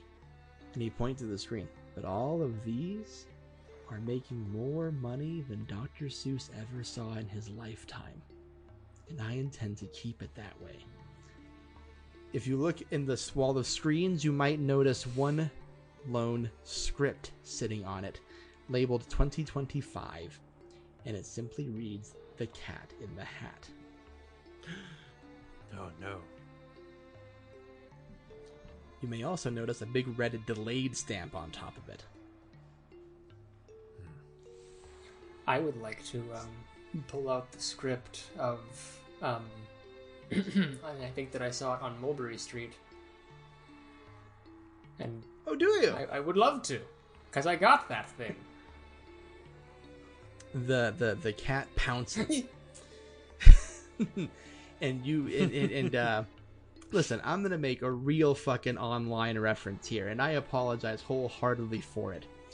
But the Cat in the Hat, on all fours, starts to mold and shift. His shoulders morph, bones start coming out of him, and skin grows on top of it. He becomes an increasingly grosser, bastardized version of what the Cat in the Hat should be. A la "I'm sorry, John." And Oh. he says in an earth-shaking, terrifying, eldritch horror voice, "Making money is fun. It's fun to have fun, but you have to know how." Okay, I want Scoop to, like, step forward bravely, and I'm going to try to, like, psychically attack this guy, alright? Okay. I'm doing it. Arc time. We're coming at the end of my arc, and I'm gonna say, "I do not like you. I don't like you at all. And this is the part where you're gonna fall." Fuck yeah, let's go. Okay, let's make it. Let's We'll call that a power roll. You want to know? That's not what I wanted at I all. put gigantic points in appearance and education and size. Sorry. But I did, however, succeed in this. I rolled a Let's 43 go. underneath my power, which is 50. The cat recoils. You can like hear all of like the bones in his body moving as he does this, and as I Don't use my own rhymes against me. he's gonna raise one cat paw up real high and take a swipe at Scoop. That Scoop! I love that guy! I'm that guy. Fight or flight. I think physical attacking is not going to be my strong suit, so yes, I'm going to dive out of the way. Dodge roll it is. You're gonna roll a dodge, which is half of your dex, which is 20 for you. Or, I don't know, maybe... Sorry to back that up. Could I maybe try to, like, withstand it instead? Like, block or something instead? Use my... I don't know. Yeah. Listen, do I know how to play Call of Cthulhu? Not really. So yeah. We don't either, so we're not going to call you out on it. Sounds good to me. Let's call that a strength roll. Can I argue? I'm so sorry. Yeah. Can I argue my size? Oh, okay. You know what? Yes, you can do your size for sure. So it's half my size, is what you're saying. Half your size, okay. 35. So which would be 35, yeah. I did it. I got a 15. Let's go, I got a 15. Baby. The irony is you would have succeeded any of those rolls. Yeah. So yeah, he goes to swipe at you, but you stand there sturdy as a brick. You just choose to endure that shit. I think I still, like, put my arms over my head. It just works. Like, Sure. Whatever works. Yeah. You stand there, you take the hit, but it does nothing. The Cat in the Hat, after all, is just a part of your child's imagination. Oh. That's the cat's turn. I'm going to go ahead and give the ball to Emilia. There's probably an initiative roll, but I'm just going to go by vibes. Okay, cool. Everybody gets one. Works. Yeah, so Emilia saw this happen and is also going to use their power to try What are you and gonna do? also Amelia's gonna yell at him and say, "Did you happen to see what we did to the Onceler and his stupid factory? We're gonna do it to you too, bud." Cool. Yeah, make that power roll for me. Okay. 66 under 80. Hell yeah. Okay. The Cat in the Hat recoils again. He scoots further behind Dr. Seuss. And he's just like, You're supposed to be afraid. You're supposed to let me do what I want. Stop resisting me. This isn't fun anymore. and then Jimmeny. Jimmeny raises his fists and cries out, "I don't care much for animals that wear people clothes." And he's gonna punch the Cat in the Hat. A moral lesson for us all.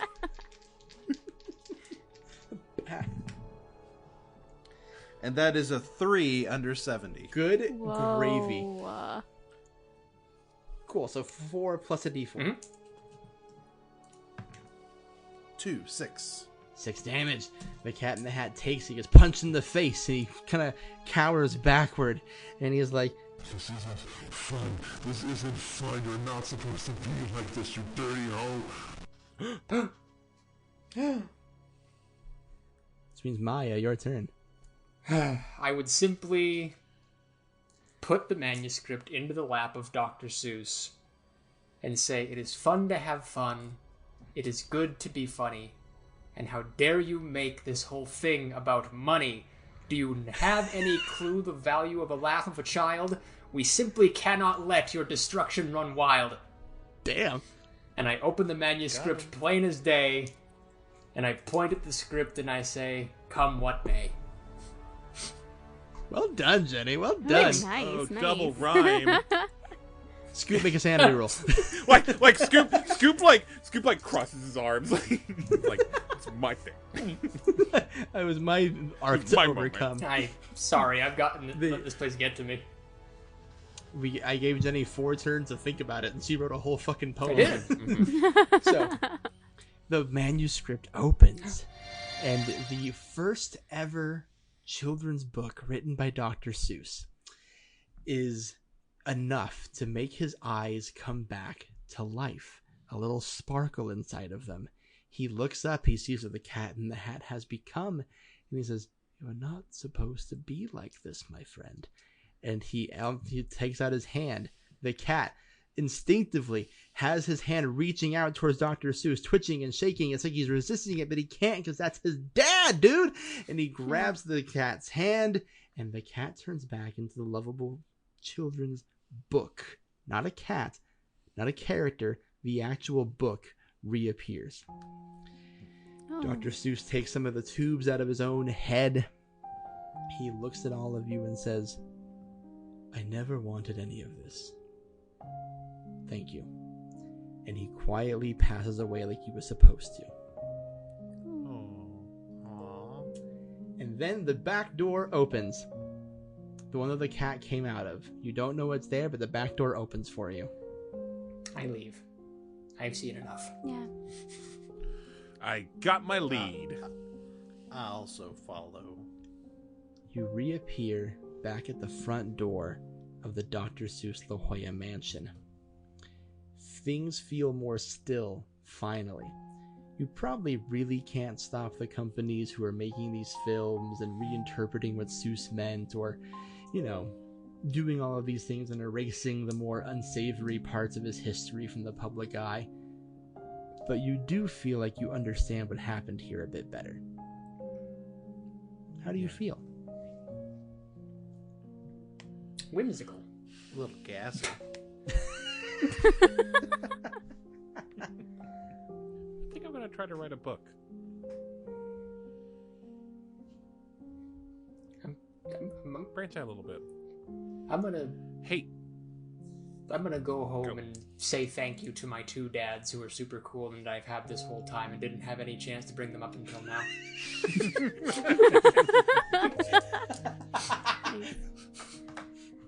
Your dads sound really cool. They're really cool. They're meant to be every day.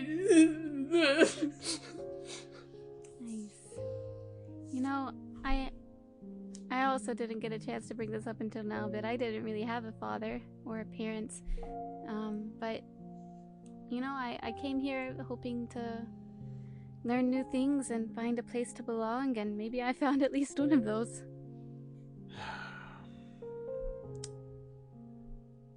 Maybe it's time for Jimmeny to go back to Georgia, face the consequences of his actions. Maybe if I can weather that storm, I can make my way back out here to California. Perhaps meet Rebecca Romaine Stamos. Maybe we could get a coffee or something, I don't know.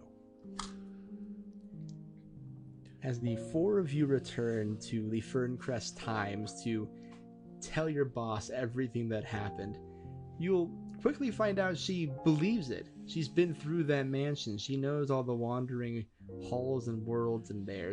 No one knows Dr. Seuss better than her at this point. And maybe a new appreciation for the world of Dr. Seuss. Maybe it's gonna haunt your dreams for a long time, but one thing is for certain. Dr. Seuss is, in fact, dead. And that is In Search of Dr. Seuss. Yeah! Nice. I feel unfulfilled, sad, and wanting more. You've played Call of Cthulhu! Yay! Thank you so much for playing with us today, Jenny. Wonderful job as always. And Roleplay Retcon, my eternal gratitude for having you join us today. Thank you for having us. Ben, where can we hear more of you? Roleplay Retcon is you can just hear us wherever you get your podcast, where refined podcast products are sold. You can listen to our series in any order. We remake a bunch of different movies. We do it through like mini campaigns. Some of them are like 8-ish episodes. Sometimes they'll be as much as a dozen. And in between those, we do one-shots where we try to get on some fun guests. The soundtrack for every movie features a indie band or like musician or composer or something like that. We have a new guest every time. New guest, new system, most of the time. I gotta tell you, Roleplay Retcon's one of my favorites. One of my favorite discoveries I've made recently. I've been enjoying the hell out of y'all. I've been listening to the Pluto Nash series. I've been going back into the back catalog, and they're all bangers, guys. I gotta tell you. Aww. Which one of us is your favorite? No, don't ask that. Well, the obvious answer is all me. of you. Yeah, that's not fair. That's not fair. It's not fair to ask him that. Who's your least favorite? Also no, me. hey. No, thank you so much. We are so happy to be here. This was so much fun. I 100%. completely agree. Thank you all. Normally I give a plug for where you can get this story, but I made it up. It's in my Google Docs. You can't have it. Maybe one day I'll publish it, but don't hold your breath. I mainly just wanted to play something really cool that I was inspired by one of my favorite shows, and then they decided to come be part of that thing. So it was really exciting for me to do that. So I appreciate y'all for being here. And for the rest of you in podcast world, we'll be back in 2 weeks. Bye-bye. Bye. Bye.